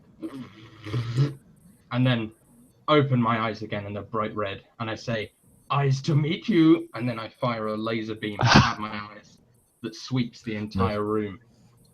So everyone in the room has to make a drop. Oh my god.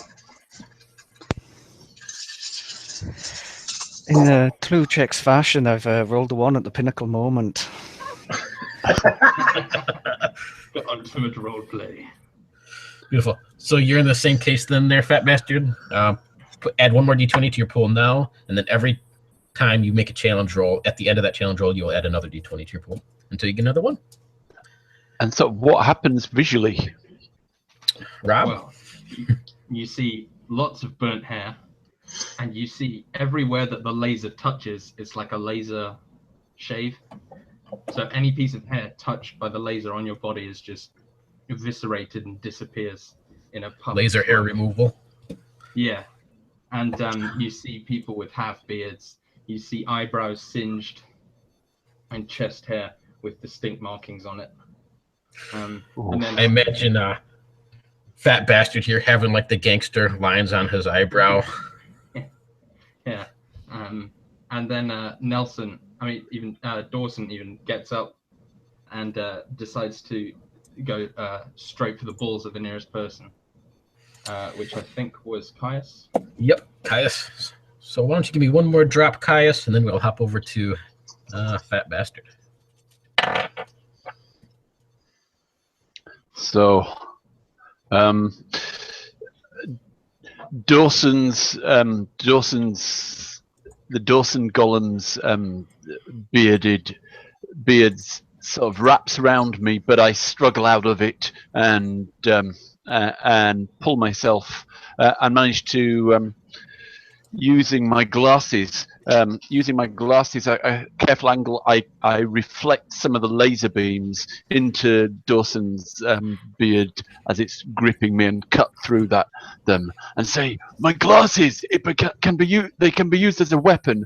And as I say that, my glasses skitter out of my hands into the center of the room. Awesome. Yeah, you see this laser blast just kind of reflect off your glasses, nearly severing this Dawson Golem in half. Go ahead and give me one more drop, Caius. See if you can take this Dawson Golem out. Oh, I did make the drop last time. Okay. That was okay, narrating what happened. Yep. Sweet. So I'll just mark off. So yeah, you see this Dawson Golem kind of sever almost in half. It's only like a half of its former self, half of a Dawson beard. The other side's all clean shaven. And I think Dawson's from Australia?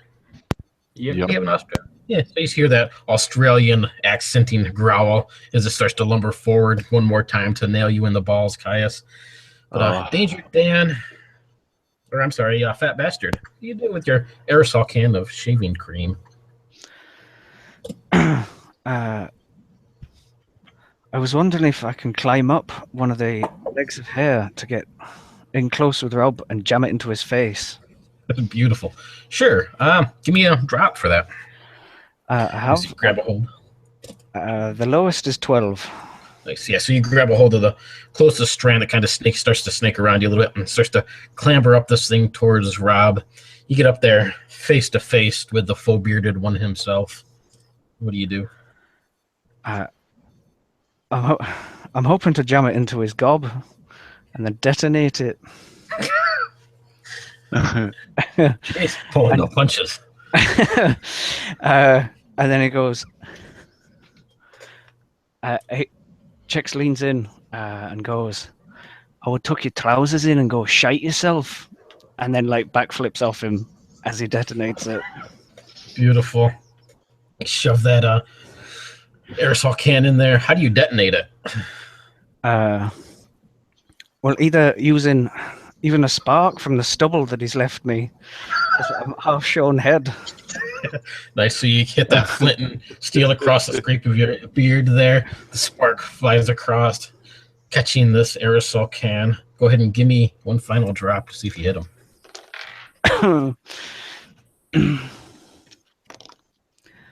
The lowest there is a 7. Nice. So as you backflip off of them and land total check style, somersaulting through the air, land on your feet, you just hear that massive blast of aerosol, shaving cream, just completely cover the corner of this room where he's in. You see him kind of scrounging around, trying to pull himself free from this stuff. No.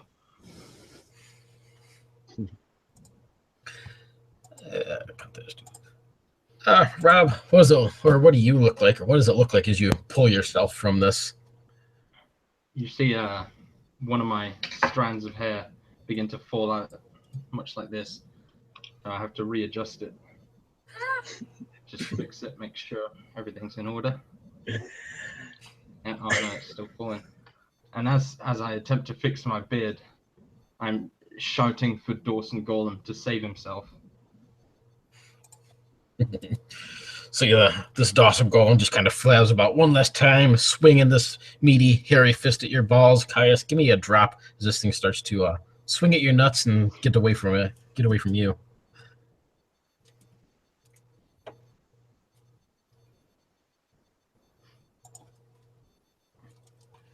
Damn it, Dawson! You always get me when I think I've got free. It's got free. I say, dragged down by the Dawson Golem. Beautiful. Was that a 1, I take it? Yep.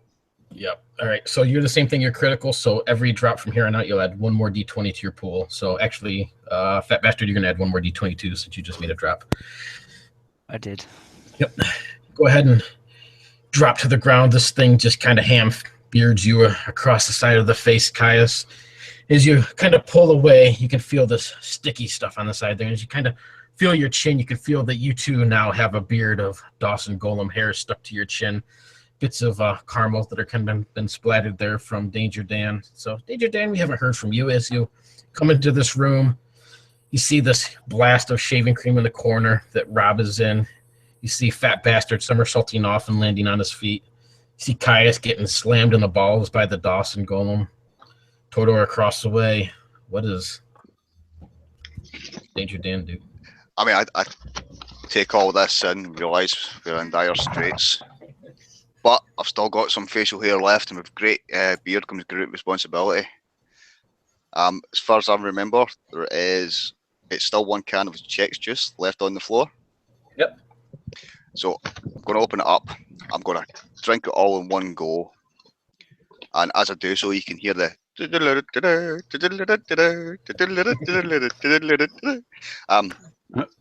which is just good timing. It's my phone ringtone. And then I'm going to shove the chewing gum, the caramel, all in my mouth, chew it up to a nice consistency. I'm using the strength that the Chex juice gives me. Take it out and throw it at Rob. Nice. So just past your head, Todor, you see this huge wad of Chex juice, caramel, watermelon, bubble gum flying through the air. What is Todor doing? Is the Dawson Golem still up? Yep. Oh, he's got him for him. So he takes the remaining dice of his Star Wars pouch, and seeing that there's nothing left flammable around him, he just, and seeing what happens to the to Caius, he goes in berserk and wings this thing around like a flail, shouting towards Dawson, "There are other systems than the D20 systems, you fool!" And I jump and I try to smash him. Nice. Go ahead and give me that drop. All right. So won't you, die or something? Oh no, I also rolled a 1. All right. So all of you are now critical, but yeah, your dice pool just slams into this Dawson Golem. These D4s webbing themselves inside there.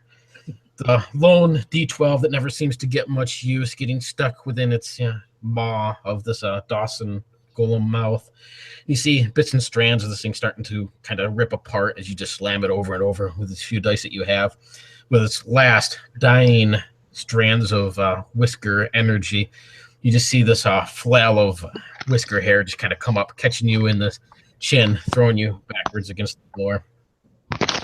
You're critical too, so every time you make a drop, add another d20 to your pool. You see the Dawson Golem go down, though, just lying still on the floor beside Caius, who still holds his nuts in his hands where he was nailed. Well, we'll hop over to you, Caius. You haven't went lately, so what do you do? So, you see the Dawson Golem go down, but you still see Rob up in the corner, spider webbing around. As the Dawson Golem goes down and finally tumbles and falls next to me, a little cigarette lighter comes falling out of its pocket, saying, "With love from Lloyd." And I snap it open and flick on the light and throw it at the dreaded Rob. Nice. As soon as you flip that open, though, you can hear that my lord of the Tinkle Bell song kind of playing like a jewelry box as it flips through the air. Why don't you go ahead and give me a drop, guys?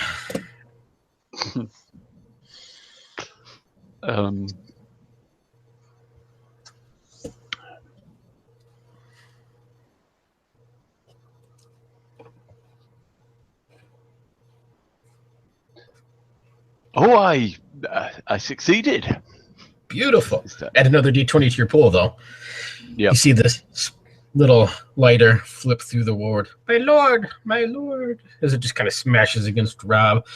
Another one of his strands of hair just burst into flame. You see that little flame just kind of crawl up the side of his face, and then poof, and a bit of smoke as another strand of beard hair disappears. Destroyed. And with that, Rob, I'm going to say you are up as you seem to be getting the full brunt of the assault. You see your Dawson Golem go down, its last beard strength gone from it. Behind poor fat bastard, though, you see Willie, the bearded shark, one of the finest bearded British sharks you have, flappering around. And I shout to him, fist raised, and I say, take out the one with the beard, but not me. And then he would just launch onto the nearest person as I swing down, infuriated by the death of my best friend. All right. Well, Danger Dan, why don't you give me a drop since Willie, the bearded British shark, asshole shark there, is slopping around on you again. And Rob, which one did you want to use? Or what did you want to do? I was gonna use the same thing as the beard golem, but for Billy, and then I was gonna do the bottom one, shall we say? All right, go ahead. I fancy it to be revealed. So as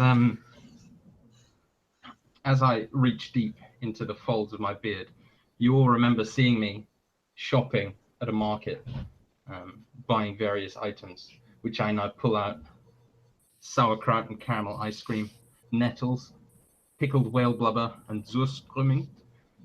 And I just begin hurling this food that I've been storing in my beard directly at each of you. I don't think we worked out how many people that hits, but... I'll roll a dice. Pick two. Let's say Fat Bastard and Danger Dan. All right.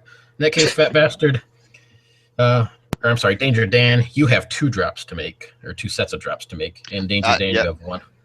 First one was a success. Don't forget to add another d20 to your second one, though. Yep. Just...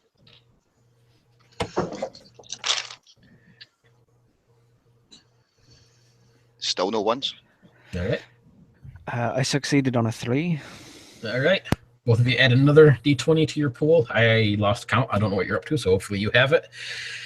And you see this little lighter just spin through the air just at that last second and then slam into what's left of this apparently flammable aerosol can of shaving cream, and another burst of flame go up around poor Rob. As another strand melts its way off.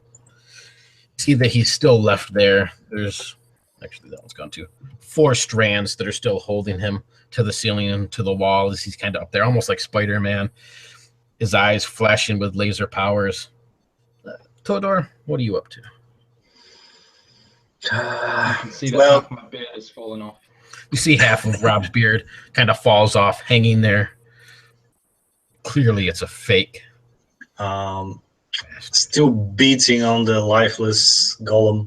I turn around and shout towards Rob and say, "This is your final chance of redemption if you ever want to hold a campaign in the OSG.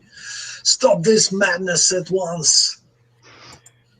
And I'll just retort, "Never!" and begin just charging towards you. And if you say never, then I'm going to hurl my precious pouch of my last Star Wars dice. 2 sets. Go for it. All right, 7 dice now. Come on. and another one. All right. In that case, Rob, why don't you describe what you do to humiliate Tordor as he launches what last few dice that he has towards you in a valiant effort? So he throws the dice towards me, and he, as soon as he lets go, realizes that he wasn't actually throwing them at me. He was throwing them at another kind of rendition of me made out of hair that was designed to look exactly like my face right in front of him. And as he spins around to realize that I'm right behind him, the real Rob, not one made out of what's remained of my beard hair. Nice. So behind you, Todor, this fake beard just kind of mocks you, laughs you a little bit. I sob uncontrollably, knowing that my beard is off my beautiful, bold face. I just hang in shame and I drop on my knees. You see Tordor drop to his knees, crawl into the fetal position. No more the man that he was, beardless, hairless. In fact, he seems almost American-like. Over to the side, Danger Dan, this British shark flops around, chewing at your leg. Tordor cries on the ground. Rob mocks you, laughing incessantly. Danger Dan, what do you do? Yeah, so this shark's got a hold of my leg. I'm gonna take out my phone. And I'm gonna join a hangout, a very specific hangout. I'm gonna punch up the secret hangout of self-destruct, and I'm gonna stuff it into the gills of this shark. Beautiful. Type in that address, that one that Iron Tyrant himself gave you, this secret hangout. You shove it into the gills. As you back up, all of you watch in magnificence as the shark just blows apart. What does your ringtone sound like, Chex? What ringtone do you have? Oh, it's a Popeye theme. So you hear the Popeye theme going off, and it just ends in this explosion of shark blubber, gills, bits of British shark hair, and his top hat just kind of drifts down, setting on top of Danger Dan's head. You turn Danger Dan, seeing all this around. Caius and Fat Bastard, you guys are still up. What are you guys doing?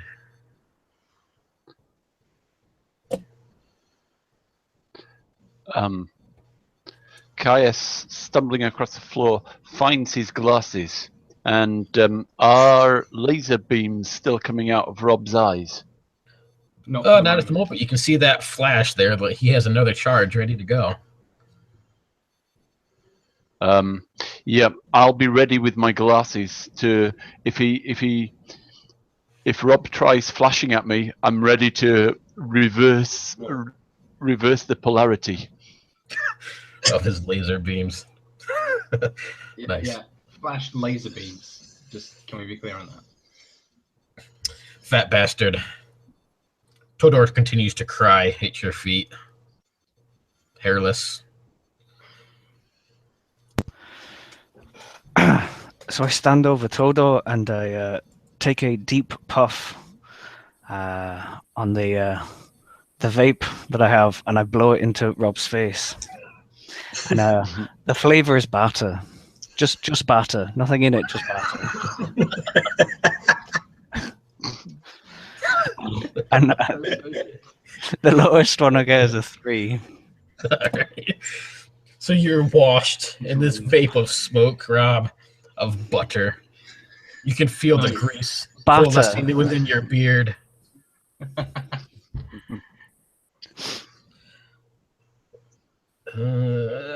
Rob. So I'm choking as I begin to become deep fried by the vape. I begin having to crack off solid pieces of batter before I choke. And then I take a deep puff of my own pipe and release the laser eyes once again, just blasting in a circle, spinning round, still protected by my half beard.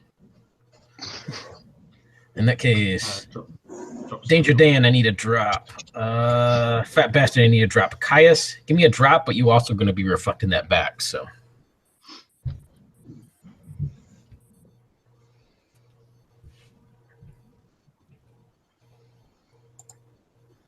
The lowest I got was a 5. Oh yeah, lowest I got was a 6. Beautiful. Despite having 7 dice. I'm on the same. And Danger Dan?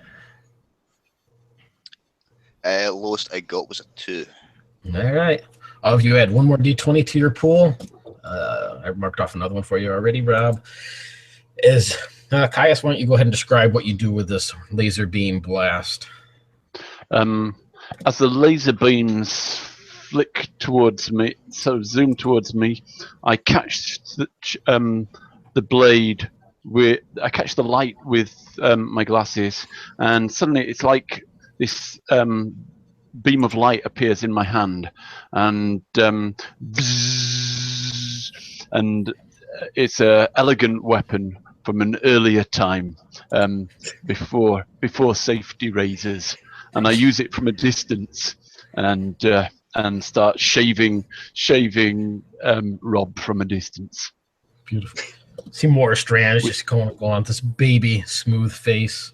The one real strand that he has sprouting from the corner of his chin. Or it looks like he has a little bit of a British 5 o'clock shadow going on. So it's a little bit there. But it's still pretty pathetic. And Danger Dan and Fat Bastard, you guys are up. You can see that Rob's getting weakened. 3 strands hold him up in the air. That's all that's left. Most of his beard gone. Yeah. A little bit of a slightly cocked to one side. Little bit of a tear in his eye as he realizes he's losing the one thing that made him a man.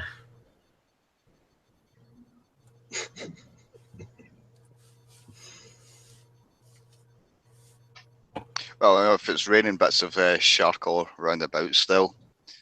A large piece hits Dan's shoulder, and he realizes it's the dorsal fin. And he's going to shuriken it straight at Rob. Beautiful. Grab a hold of that thing. It's a nice, meaty British shark fin. Go ahead and give me the drop.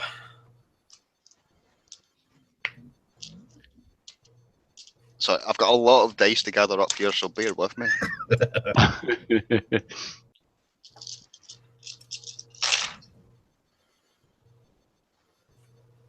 Lowest is a 3. All right. This dorsal fin shriekens through the air, smacking and splattering against the side of your face, Rob. Is another strand of hair is severed from your beard. Fat Bastard. I take a good handful of the beard and I just pull as hard as I can with my boot in his chest. And the lowest I got was a 4. All right. You can hear the ripping and the tearing sounds as his beard is ripped from what glue he had holding his beard to his face. Go ahead and both of you got to add one more d20 to your pools. And Rob, you can see Danger Dan as he's shrieking bits and pieces of shark flesh at you. Caius as he's laser beaming you with your own weapon. Fat Bastard as he just rips the hair from your chin with brute force. And Tordor still crying like a bitch on the floor, bald. I begin to join. Tuck your beard back into your hat a little bit better. Yeah. I just need You hold it there. It's still there. I still have a bit. I cry as I tuck it into my headphones. But it doesn't really work. And I, in a last-ditch effort, will just throw myself towards Caius, who's caused me so much pain. Just my one remaining beard strand left, just attempting to throttle him, more for revenge than victory, you know? Feel this beard strand snake around your neck, Caius, around the inner thighs, one crawling up your shirt. Go ahead and give me a drop. Oh no. Let me just see. Oh, yep, that's a fail. Yes. So how does Caius go down? Why does he fall weeping or give up this fight? It just I don't have the beards of the other guys, and I just don't have that inner hirsute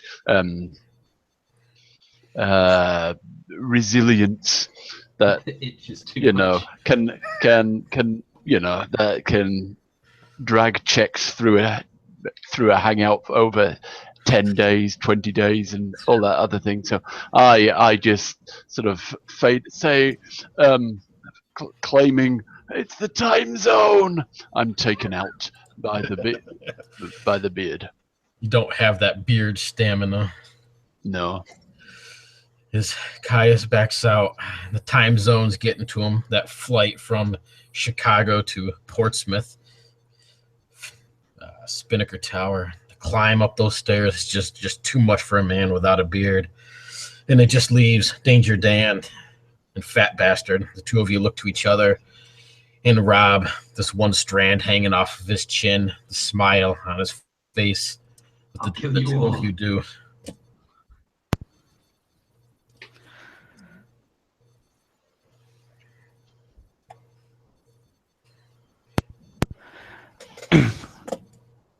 So I spend a while looking over at Danger Dan to see if he's going to do anything. And if he doesn't, Rob is on his last legs, right? Yipper. I grab him by the almost bald chin of his and say, "The Iron Tyrant sends his regards." And I shove the vape into his mouth, and then I press its second feature button, which is to vaporize anything that was sucking on it. Beautiful. Go ahead. Yeah, you see this little pulse light kind of pop on the end of it. The base of this thing start to glow in that strange, toxic green sort of color as he holds this into your mouth. Rob, grabbing you by that soft, smooth, baby-like chin of yours, pressing, holding you nice and tight there. Why don't all of you give me drops as this thing begins to vape, begins to polarize, nuking this entire level of Spinnaker Tower. As my beard completely falls out and is now a separate entity to me. After rolling 9 dice, the lowest I got was a 2. Right. Even we that we're out? Or we're already out? You're already out, yep. Okay. Well, we don't roll. All right, cool. Danger Dan. Lost is also a 2. All right. So you guys, Somehow. this flash of greenish energy as this vape explodes. You see Rob thrown across the room, kind of hits the side wall. Tears of upsetting misery kind of streaming from his eyes. You see Todor start to compose himself a little bit.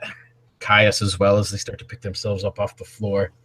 Beside you on the floor, Danger Dan, you look down. You can see what's left of Rob's beard wiggling, these little tendrils snaking out about it.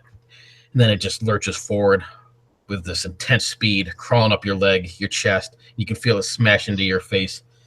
Give me one last set of drops, Danger Dan. Or I'm sorry, Fat Bastard. Okay, just give me a chance to roll 10 dice.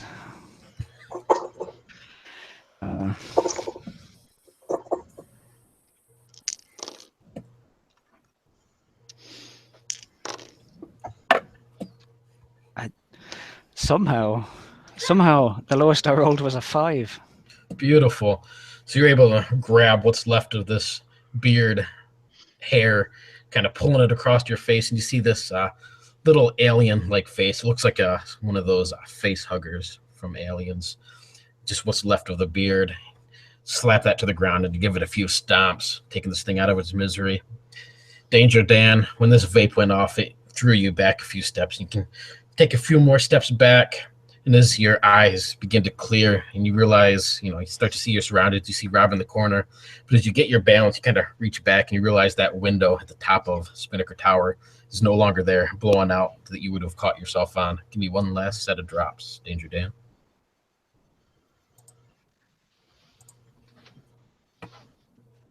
At the lowest is also a 5. All right, so yeah, as you kind of step forward, you can put your foot back and you feel nothing there. Just start to drop out of this window. And you see Todor leap from the side, grabbing a hold of your hand, holding you there as he pulls you back in. All of you are left, some of you bald, some of you Americanized, some of you weeping. But you've taken this full-bearded bastard, this Rob fellow, taken him down a few notches, saved the OSG, and made the Iron Tyrant proud. So as the scene starts to fade to black and all of you stand around Rob, what are your last scenes with the full-bearded one? Actually, I'll go right across the bottom. So Danger Dan, why don't you go first? It was Todor pulls me back in, stand there as the wind whips round about, these loose strands of hair flying everywhere. Probably giving a bit of a some of them get in my mouth. My other phone will go off and I'll look down and I'll see it's an event reminder and I'm due to be in a game in about an hour's time. So this has been fun.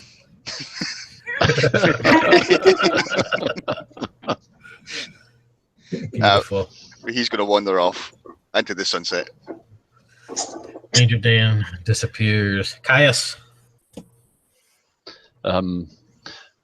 Caius is just tearing at his chin, thinking, I can't join them. I can't join them. But no, he's realized that an image change is inevitable. And he joins the ranks of the OSG hardcore.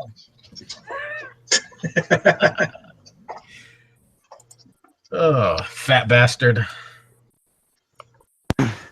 So you see, there's a low drone humming noise as a drone comes in the window with his alcohol delivery. And he pulls off one of the cans of Chex juice and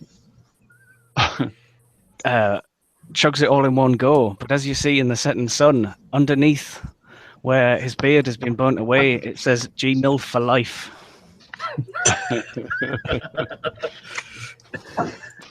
GMILF for life. And Todor, as you pull in Danger Dan and he heads out.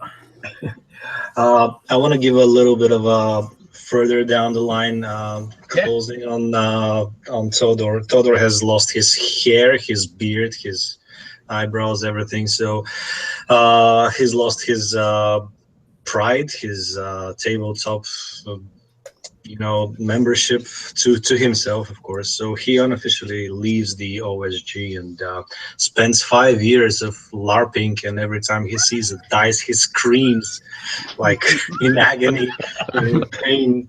And 5 years from now, he receives like a link to a hangout, and he's kind of scared to press it, but he does press it, and the very vaguely familiar face of the Iron Tyrant shows up, and he says, "Todor, the single hair on Rob's face is growing up again. The OSG might be in danger. We need you." Beautiful. And Rob? Well, firstly, you see the final strand of my beard now lying on the floor begin crawling its way out to the window and into the wind, ready to strike again at a later date.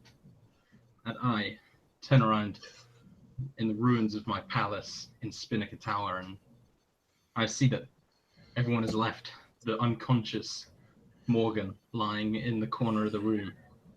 And so I pull out and crawl over to him, begin shaving him and harvesting his hair, saying, "A good supervillain always has a backup." We totally forgot about this. And with that, the scene as the sun finally sets, Danger Dan walking into the distance, and the screen fades to black.